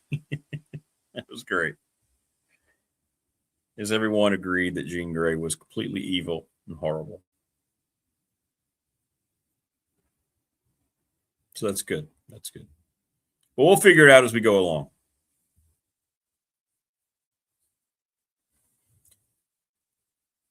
Oh, that's not good. So they don't have a block anymore so you can lift? Oh, my goodness. So Pulaski County, you have to show up at 6 a.m. to lift. You can't, really, they don't have a, like, they can't use that as a PE anymore? Really? Wow.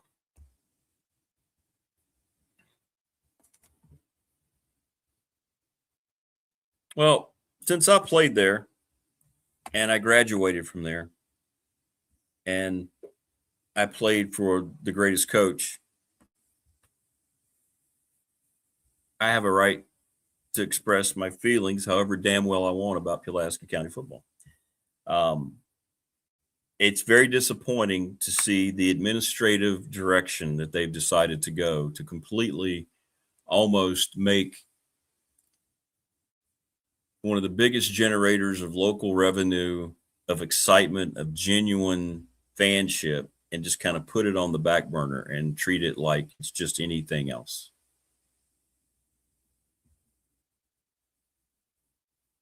Take it beyond the coaches, take it beyond what you might think of what's going on there, and it's not good. The record pretty much tells you you are what you are is your record, and it's not good. At Pulaski County hasn't been for a number of years. The football has not been good. But then again, where is the commitment to it? I know TP's done a great job, Tony Powell, trying to get the touchdown club back together and get support, and I think he's made some inroads there.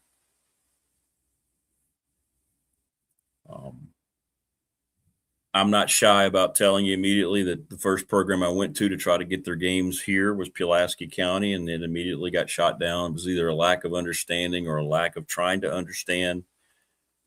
The quality of the games that they've had on the radio have been horrible, and it has nothing to do with the announcers. But if you tried to listen with the just god-awful equipment they were given, you couldn't understand the games. They would disappear for several series.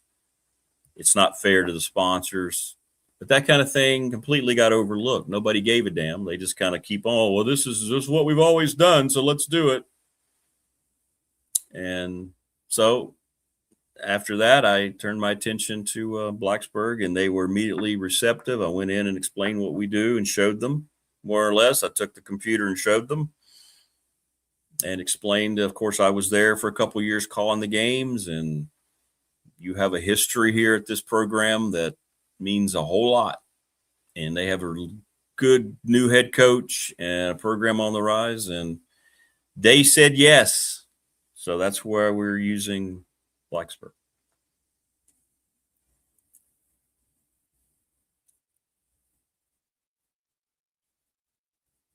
Well, I think the people that know football do, Big Al. He says Pulaski will never realize what they lost in Mark Dixon. No question. I worked with Coach Dixon 2 years he was here. I was calling their games. It was the last time I called high school football. Outstanding coach. He had some health issues, but very shortly into his tenure, he started to get pushback from the collective around, and it was something that I think completely took him off guard.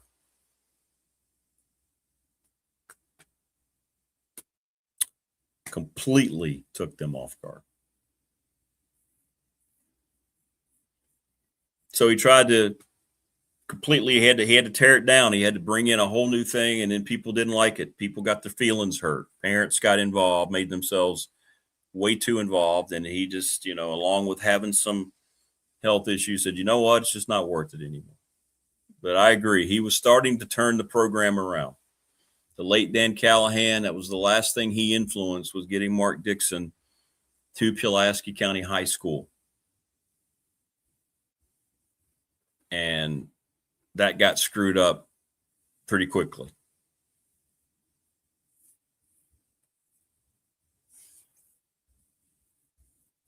Stadium's empty. It's disgusting. And I appreciate the people that are trying to revive it. I appreciate what TP is doing.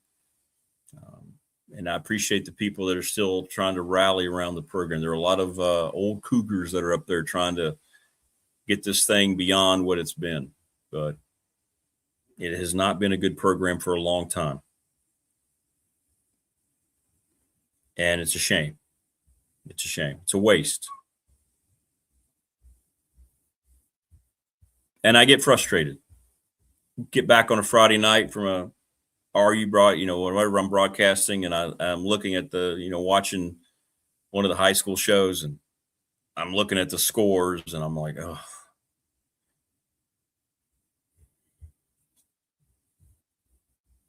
What's up, Travis Webb? Speaking of professional door, Bobcats physically dominated Abington football team last Friday, 4 touchdowns to 1. Yeah, I've heard some good stuff about the Bob Kitties. The 2026 could be another bounce back year for them to be back in contention. I think Trav has a couple youngins that are going through the Radford system. It's good to hear. It's good to hear. DVP says this is what they've always done, means they are in denial. Correct. Need to bring back the Jack Attack. Yeah, I mean, Jack Turner had it going. Jack Turner's a hell of a football coach. He still hasn't been able to figure out how to be on the show. We're gonna try to do it through his computer. Yeah, but Jack is now coaching in West Virginia. He's retired in Virginia, so that's why he's coaching in West Virginia. So he won't come back to coach here. But he is a really, really good football coach. He turned this program up here at Auburn on its ear. He made Auburn a playoff team back-to-back years. He got the weight room going, and he turned it into what it used to look like. I helped out from time to time when he would ask me at practice, and it reminded me of Coach Hicks. It did. Big Al, Pulaski kids and parents not willing to put in the work. The parents are, I don't know. I think that's pretty much the way it is everywhere. I think that's what coaches are dealing with. And it's not all parents. It's not all. It is.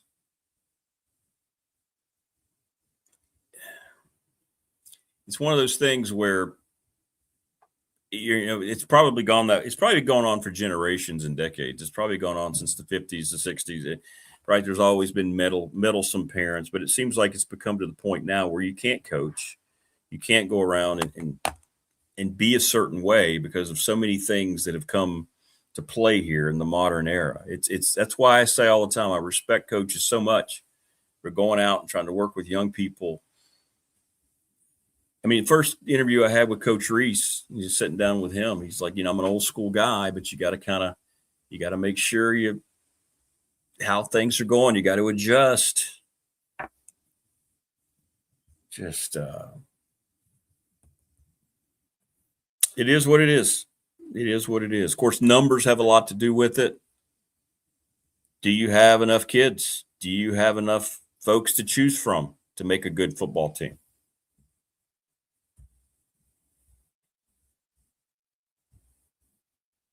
DVP says it is the, quote, few parents these days that have ruined it. 30 years ago, nobody listened to them. It's correct. And now the minority, and I think it's still a minority of those parents that cause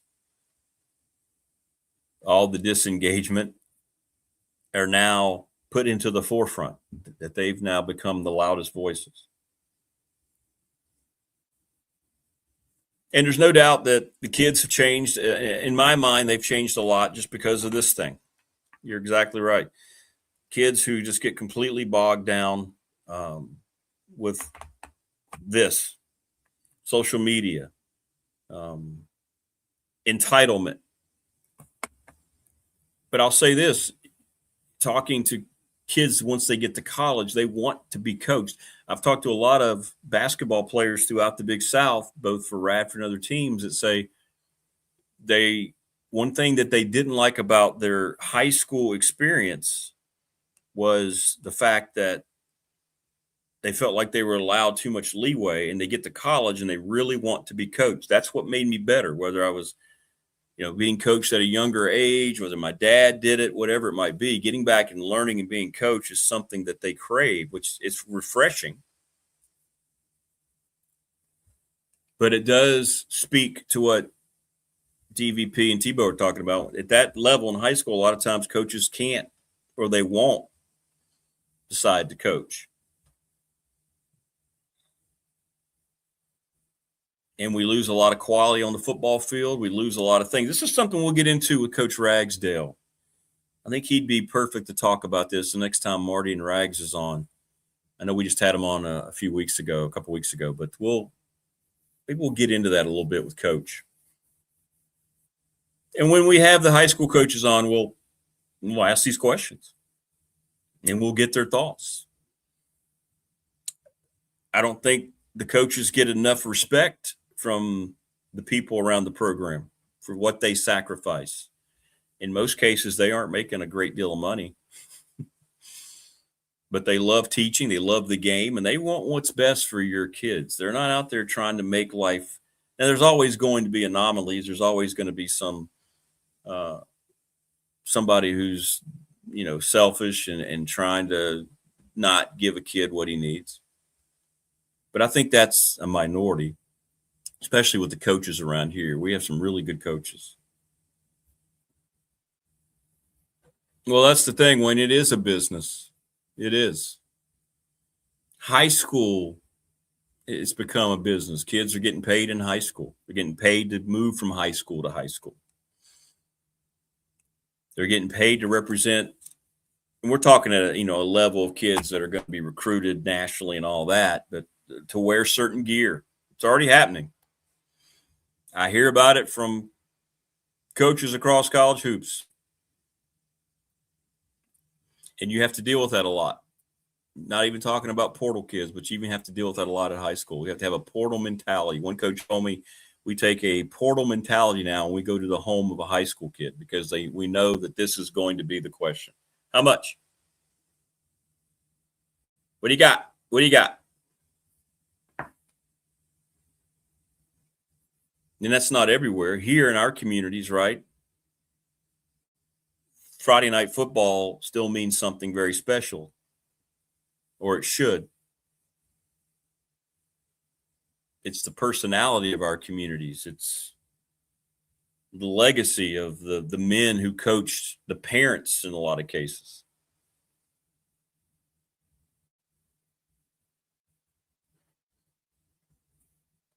And we've lost that in a lot of places. Not every place, but it's been lost in a lot of places. I hope that it bounces back. I hope it continues to be positive in places like here in Reiner, which it is. And we've seen that growth at other places, and I hope it continues. We need high school football to be a special thing again here in Southwest Virginia. It's okay to treat it as a special entity. Everything doesn't always have to be lumped into the same category. And I think that is a mega problem. All the political correctness, all of the desire to make sure you don't hurt anybody's feelings. Well, you're not hurting anybody's feelings by football is a one-off. It is one game a week. It's unique. This isn't like playing 2 or 3 basketball games in a weekend at a tournament or having a couple baseball or softball games, volleyball matches. And there's nothing wrong with any of those sports. But you see, the way their sports are set up, it's completely different. This is a sacrifice that a lot of people will not make. To give up most of your summer to get your body in shape, to get into training and to be ready to go. And then to go out and be part of full contact and sacrifice your body in a way that other sports don't ask you to do. It's not supposed to be easy. It's not supposed to be for everyone. And it's okay to treat it like it has always been treated and looked at. The legacy, look at all these high school football websites and channels, the Virginia High School League, the things that Coach Mabry's involved in. What does it center around? High school football. That's what brings look, every time we have Marty and Rags on, look at the reverence in Marty's face when he talks about those Friday nights at Giles. It's okay to have that. It doesn't mean you're taking away from any other kid in any other sport. Doesn't mean that at all. But some deserve to be paid attention to because of the legacy they've built through their community. And that's high school football, Friday nights. All right, I'm stepping off my soapbox now. But I think most people try to understand what I'm saying. I'm going to go get Creed in, and then we're going to get Burn Up on. So hang on. And we'll find out what's going on with the Tech's scrimmage.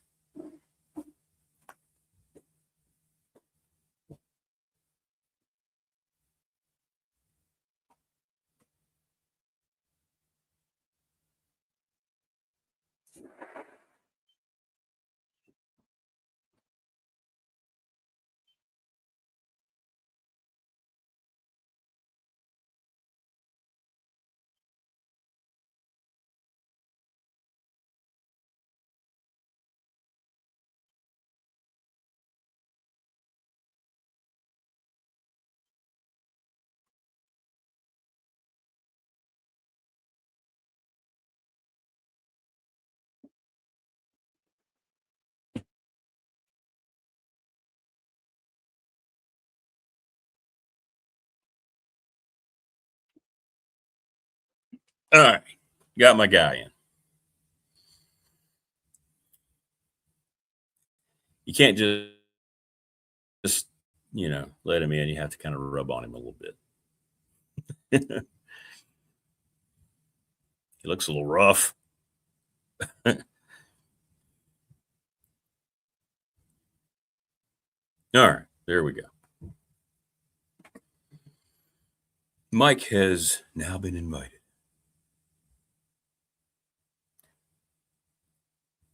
Good stuff. I think a conversation needs to be had more often than it is. We shouldn't run away from the tougher conversations.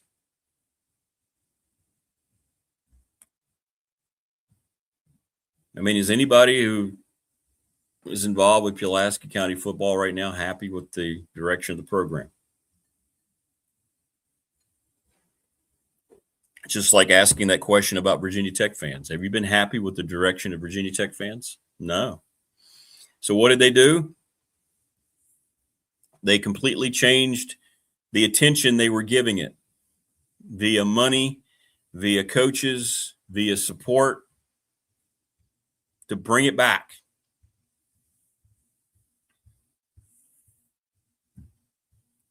What's the old saying? The true definition of insanity is doing the same thing over and over and over again and expecting different results. Well, Virginia Tech decided that we're not doing the same thing over and over and over again, right? So they got rid of coaches, and they've dedicated themselves to bringing in a lot more money, and look at the fervor that it's caused. Now, will that result into on-field success? We shall see.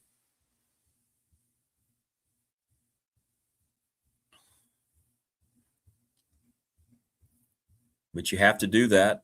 You have to pay attention to it. You have to have actions supporting. Just, it's great to sit around in a meeting and say this needs to happen, or boy, no wonder we're not good anymore because we don't do this, we don't do that. And then when it comes time to do the thing, it doesn't get done. So therefore, things continue to slide down that just slippery slope.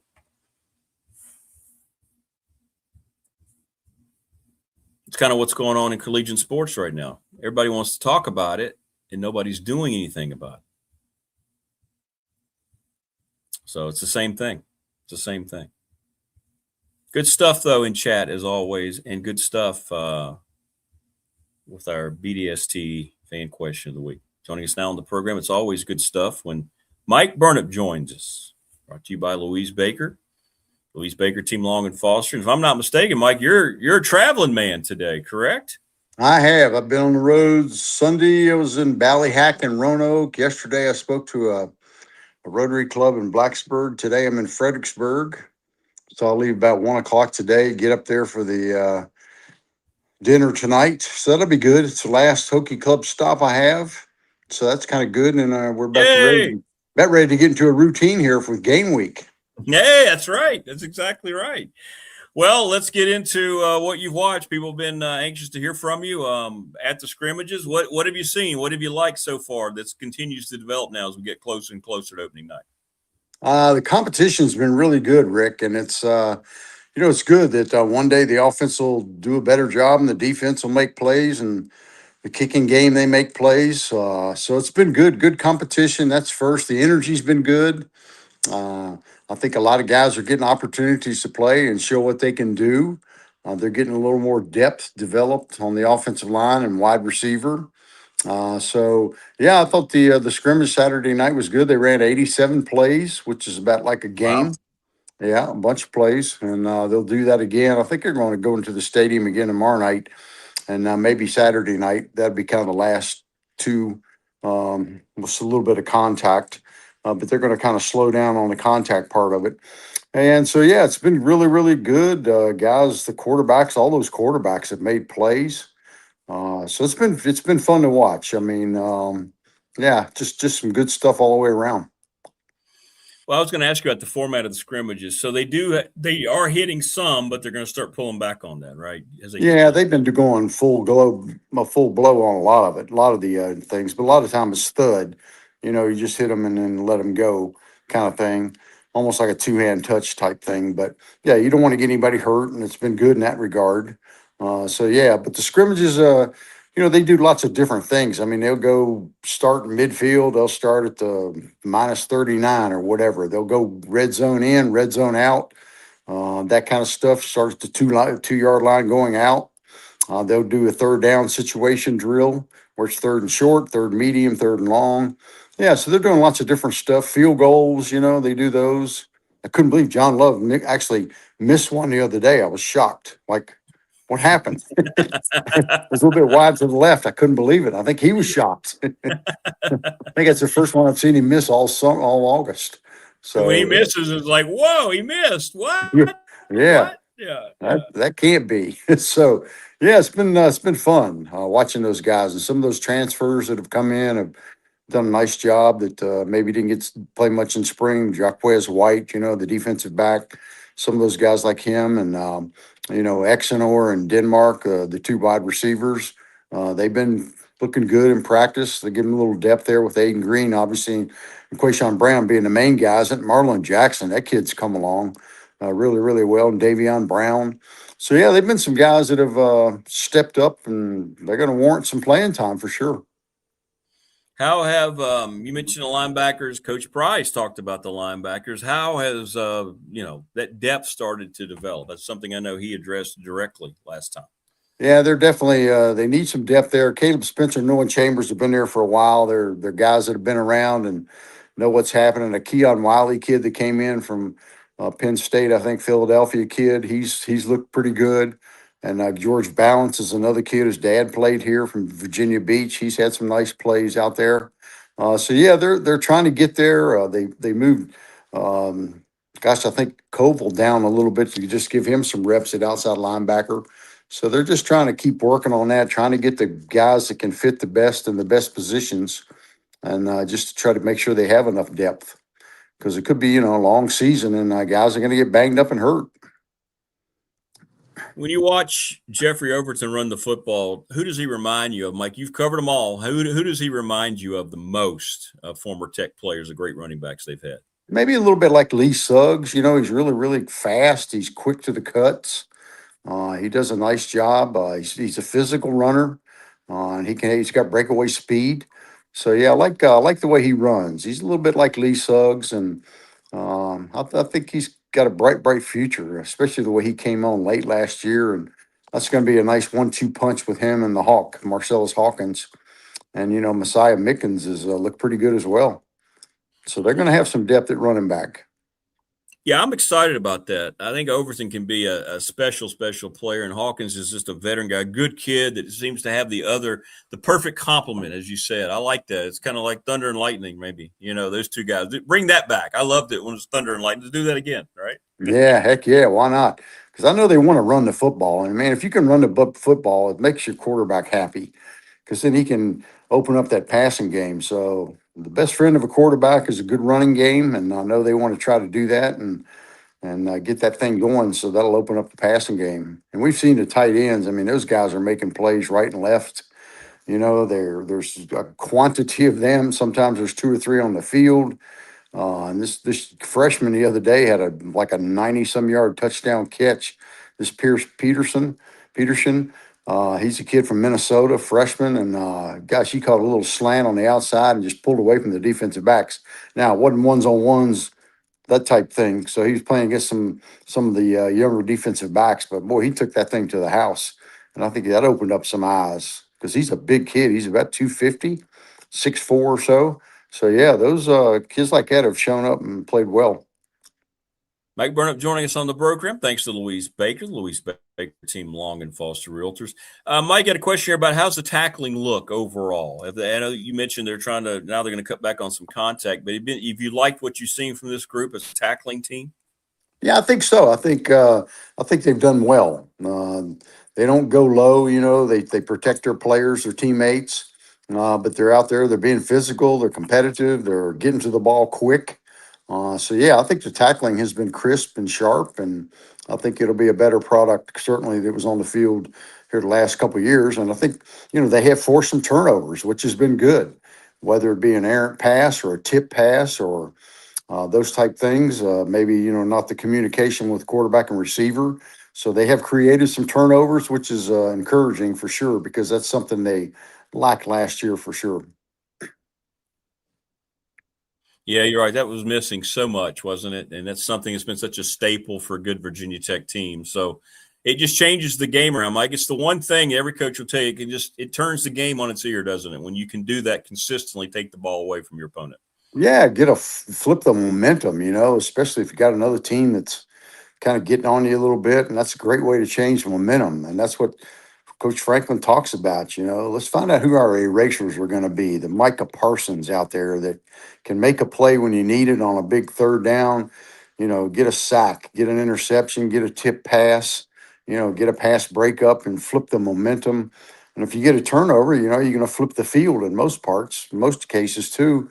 And a lot of times, if you're on the outside and get a pick, a lot of times you got numbers and you can take it to the house. So, because those big old linemen aren't going to catch those guys, the linebackers and defensive backs, right? They're not going to catch them. So then that leaves you running backs and quarterbacks, and generally you're going to have the numbers there. So that's been good to see. And it's good to see Joshua Clark. I think he's had a really excellent summertime out there after coming back from injury. He's looked really, really good. And so, yeah, I think they're going to be okay there. Someone wrote about the belief that Franklin brings to the table. Do you get a sense of this team's confidence level when they're out there performing, or when you talk to the guys, how they're feeling about things going into VMI? I think they're excited. I think they're confident. But I think the biggest thing, Rick, is that I think all those guys kind of got a chip on their shoulder. When you think about Coach Franklin after getting fired after that losing streak he had up there with those 3 games, 6 points, and 1 point. He gets shown the door, and then he's out, and that didn't end well. The Brent Pry firing and the guys that were on the team last year think that they underachieved, which they did in a lot of cases. And so they got a little chip on their shoulder. I know Coach Pry does.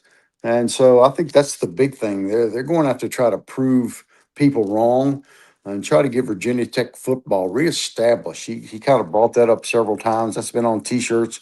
Reestablish Virginia Tech football to what it was back in the good days when Coach Beamer had it rolling with those 10-win seasons and championships and bowl games.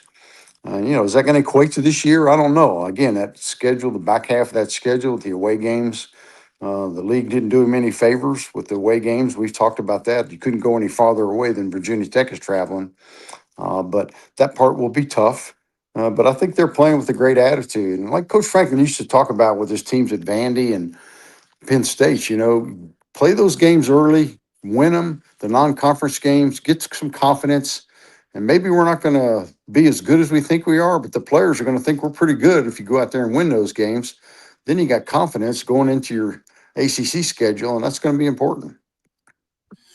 Yeah, the league has had a problem, hasn't it, with consistency scheduling. Once again, UVA schedule, NC State kind of misses a lot of that's something they've never seemed to have gotten right in recent years, is the scheduling part of the whole thing, conference. Oh, I know. I saw one thing the other day. NC State had the easiest schedule in the ACC. They don't play Miami. They don't play Clemson. They don't play SMU. Their non-conference games are Richmond, Vanderbilt, and Appalachian State. You look at UVA, they don't play Miami, Clemson, or Louisville. How about that? They don't non-conference. They got Norfolk State, Delaware, West Virginia. They don't go west. They don't have the West Coast trip. I mean, it's just crazy how some of that stuff works. Miami, the two teams they lost to last year, SMU and Louisville, they don't play them this year. I mean, like, who sets it up, and how is it fair and equitable when? So it's a good thing that you almost wish they'd go back to the East, West, North, South divisions or something. Just to have a little more clarity, because it's just crazy now that it's so unbalanced. And if you get a bad schedule with a young team, it's going to make things more difficult. Yeah, I'd take that in a heartbeat now. I would take the old divisions again somehow. It's whatever, make it make sense a little bit. Yeah, help them out a little bit, because they can't seem to get it right on their own.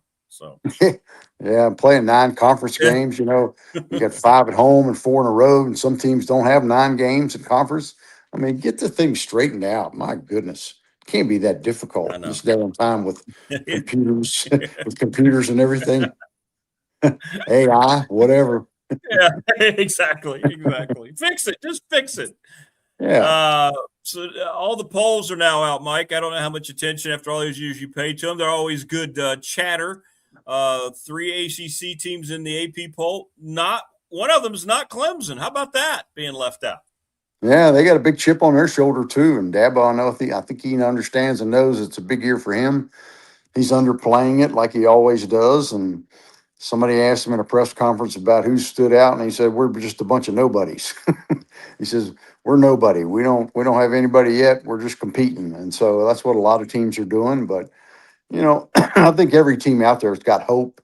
Every team's undefeated, but not much longer, because we're going to start playing games, and somebody's going to be having defeats, and somebody's going to be undefeated.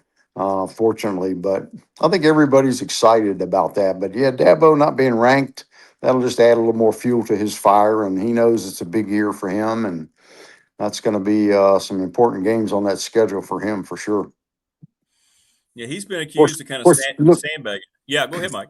I was just going to say, of course, you look at last year, the top 2 teams sat home, right? Didn't even get to the playoffs. So this year's Texas and Oregon getting all the love, and we'll see what happens to those 2. Yeah, they are. Ohio State, Texas, and Oregon. Everybody acts like those are by far and away the 3 best teams in the country. We'll see. Things have to happen, right? Human nature always seems to seep into these things, either good or bad. We've learned that. Yeah. And you're going to have injuries. I mean, everybody does. Yeah. And you get a key injury to a quarterback or something, and you don't have the depth. Like Virginia Tech, you didn't have last year. I mean, it makes it so difficult. But I think that's the beauty of this team this year, because Bryce Baker, behind Grunkenmeyer, he's looked good. Troy Huhn has looked good. I mean, you go out there, and Keldon Ryan has made some nice plays, and he's fast when he can run. He's a little bit like drones in that regard. But, yeah, they got more depth at quarterback than they've had in a long time here, and that's that one position, man. You feel for those guys, because they protect them the whole spring, all summer, all August. And you go into that first game, man, and it's like, okay, you're live, bro. They're coming at you from every direction. They're going to try to take you out. So that contact part, you got to get used to that, and you got to get used to it quick, because they're not going to hold up and 2-hand touch you this time. That's a great point. It's got to be tough, doesn't it? Because you're trying to protect them, you wrap them in bubble wrap, and then all of a sudden here comes the game, and maybe that's why we see a lot of early injuries to quarterbacks, don't we, across the nation? And maybe that's they're not used to any of that, because you're trying so hard to protect them. Maybe it's being counterproductive in many ways. That's a good point. Yeah, I mean, that's the one position, right, that they never get hit. Well, of course, your kickers don't get much contact unless, they're doing a live drill and they're the last defense before the returners are going to take it to the end zone. But yeah, the quarterback is the one guy that they protect, and it's the most important position. And you're going to just throw them live to the wolves there that first game and every game after that. And you got to get used to that contact. Your body does. The recovery time's more. You could hit somebody's helmet with your finger on your release. I mean, there's so many things that can happen to a quarterback, a late hit or just hitting the ground wrong or getting covered up by another tackle. It's 340 pounds or something. Those things, they're going to happen. Somebody steps on your foot. I mean, there's so many things that can happen that you got to protect those guys. And the teams that can keep their quarterback upright the whole year got a much better chance. Yeah, I'm with you. And like you mentioned, surviving injuries is going to happen to every football team. What kind of depth do you have to come there and just kind of fill in the gap so the other guy gets back? And it happens every year with every football team, every year. And so hopefully that's been improved, like you're saying, that people think that it has. The depth, you see it all the time, and you can see how the guys look. So that's a good sign to be able to get through. And you look at that's like California last year, Rick. That quarterback, Singapore, he's really, really good. He threw for a ton of yards and touchdowns, but their running game was last in the ACC, dead last. So, you could kind of tee up on him and get after him if you got no running threat. And that's why you have to have a good running game to be able to withstand that. But if your running backs go down and teams know, hey, they got not much of a running threat, they're going to go after the quarterback. That makes it a whole lot more difficult. And, if Cal can establish a running game this year, which I know they're trying to do, then they're going to be a lot tougher to beat, especially when you go travel out west, which, I think 3 or 4 ACC teams are having to do that this year. Yeah, they're excited. I've seen some comments about Cal football. They got a new coach who's very off. He's going to fit the quarterback's mindset pretty easily. And you're right. They're going to do some things off. It's going to be interesting to watch. I thought it'd be the other way. I still think it's ridiculous Stanford and Cal are in the ACC, but I thought Stanford would be the one to take a good step forward. But it's been California football-wise over Stanford. Yeah. So. And what happens? That's because of one good player, right? That quarterback. That dude was a true freshman, and he lit him up, man. He is talented, really, really good. The Hokies were fortunate to beat him last year in overtime, and that was a heck of a game. But you could tell right then that he's special now. He's going to be a good one. And hopefully he won't have a sophomore slump, except for the game that we're out there at. Yeah, let him have one bad game. Right. Yeah. But I'm looking forward to that. The stadium, we were out there for basketball and saw the football stadium, but didn't go in. But yeah, it looks really pretty, and it's old, and it's kind of like Stanford Stadium amongst the trees. I look forward to going there and playing that game. And I know a lot of Hokie fans are going to that game. They've already talked about it, and a lot of them are going to SMU because, there's a lot of Tech alum in Dallas in that area, and that's a smaller stadium, and a lot of fans are excited about that. And I think even Roanoke has a flight now to Dallas. So that'll probably be packed up. Yeah, that week will probably be a packed house from Roanoke to Dallas on that flight.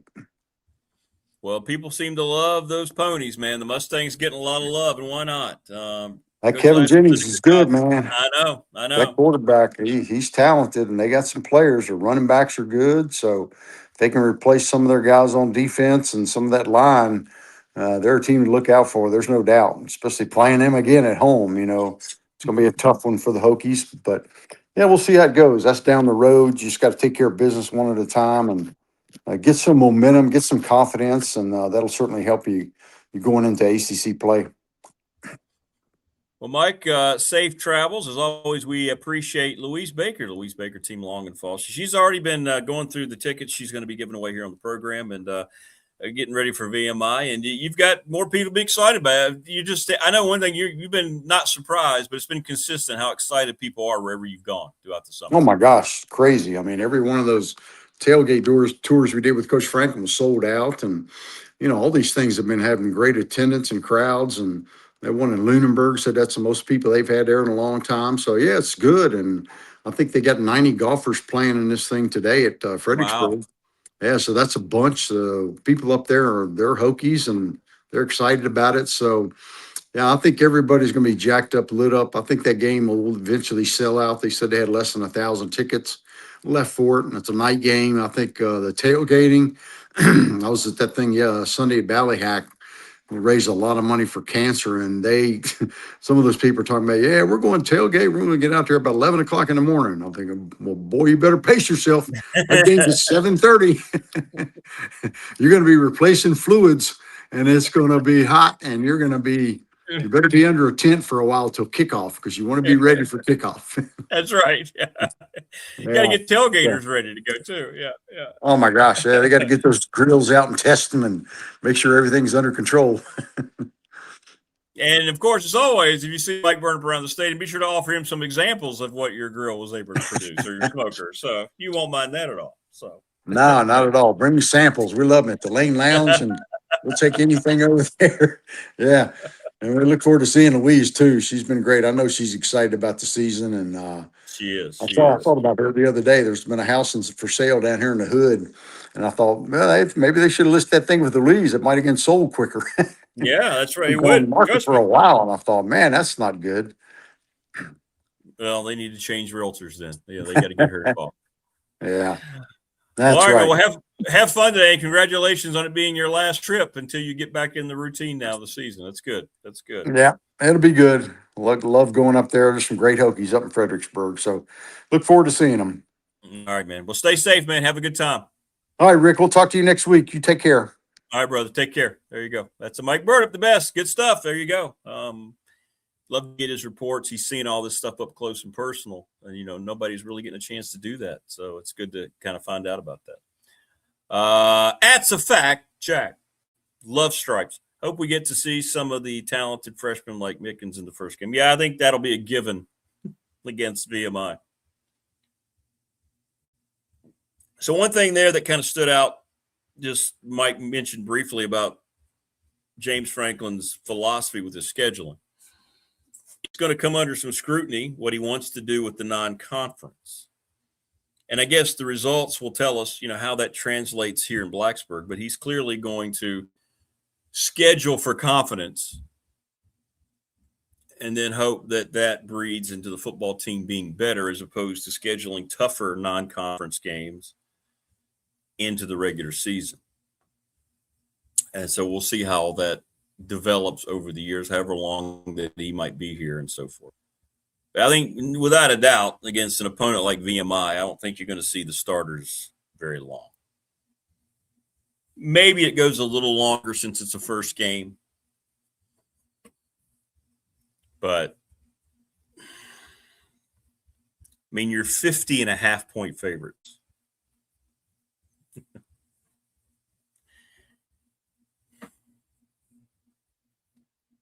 And I know you wanted to schedule to make sure you won the opener, but this would be a much different vibe around. It would already be exciting, but you imagine the vibe. And I know people are going to say they had nothing to gain by keeping JMU on the schedule, blah, blah, blah, blah, blah.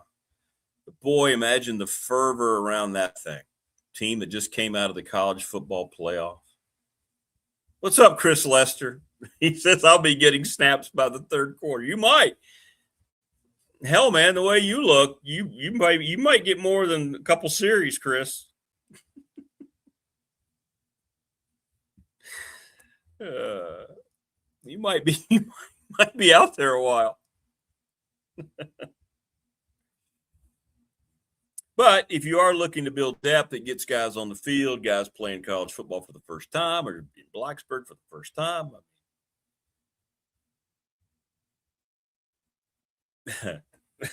Chris says no, sir.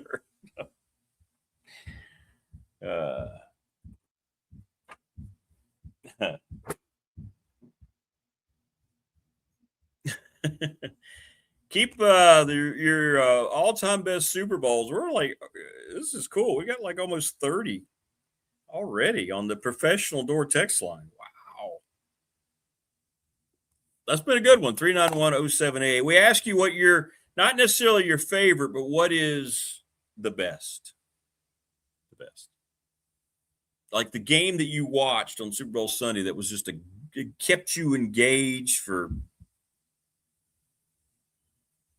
No, Tech would not be favored by 30 points against JMU. Not in an opener, which it would have been the open. They'd be favored, but not by 30.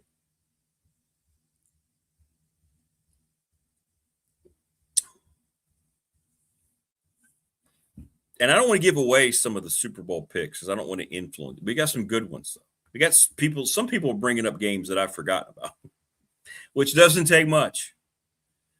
Some of these new Super Bowl, like I said, they kind of run together for me. We haven't had a lot of great games in these Super Bowls. We've had good moments, but the game itself has not been great. And I think you got to be careful. You don't pick out one or two endings or a great. It's got to be. I'm talking about the game from kickoff to all the way through. It doesn't feel like we've gotten that a lot with a lot of the modern last, I don't know, 5 to 10 Super Bowls, things of that nature.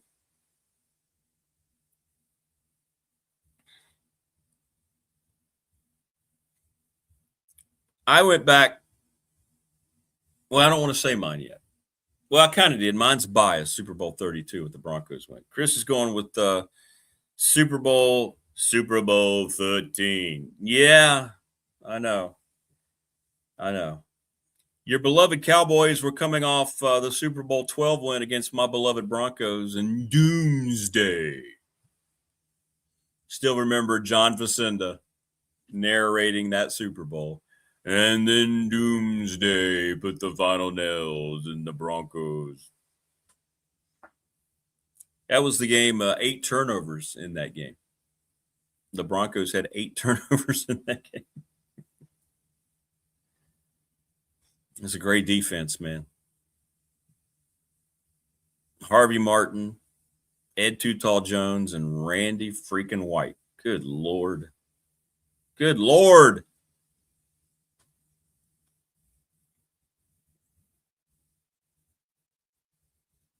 Man. But we mentioned that game, the Cowboys game. Jackie Smith catches the ball, then that. But the Cowboys came within, 4 points in each of those Super Bowls against the Steelers, right? Was that 35-31? 35-30? Yeah, Staubach. They always catch it on the highlight. When Smith dropped the ball, he was just so throws his head back, but he didn't want to make Smith feel bad. But boy, yeah. Roger Staubach was a hell of a football player. A lot of newbies have no idea. He's Mike Ashley's all-time favorite Cowboy. He was called Captain America for a reason. Roger Staubach was one hell of an NFL quarterback. He's one of the original two-way guys, man. He could kill you with his feet, presence in the pocket, intelligence. He had a strong enough arm. You should do a deep dive sometime. Yeah, Navy SEAL, exactly. Heisman Trophy winner at Navy. You should do a deep dive sometime on Roger Staubach if people don't understand how good he was. And I don't care about, we're going to look at his numbers and compare them today. The game has changed so much, evolved. Talking about in the moment, you can only be as good as you are in the moment, in the era in which you played. And there were a few guys that you would want in a 5-year span under center, other than, it's a short line, other than Roger freaking Staubach. Nobody ever going to wear number 12 again in Dallas, nor should they. All right, great stuff today. Thanks to chat. Thanks to all of our great sponsors. Couldn't do it without you. Thanks to everybody who's hitting us up on the BDST text line already for our questions. Thanks to our guests. Thanks to Marva. Thanks to Brian Siegler. Thanks to Mike. Tomorrow, the Wednesday edition. We'll see you then. Enjoy the rest of your Tuesday, everybody. Take care.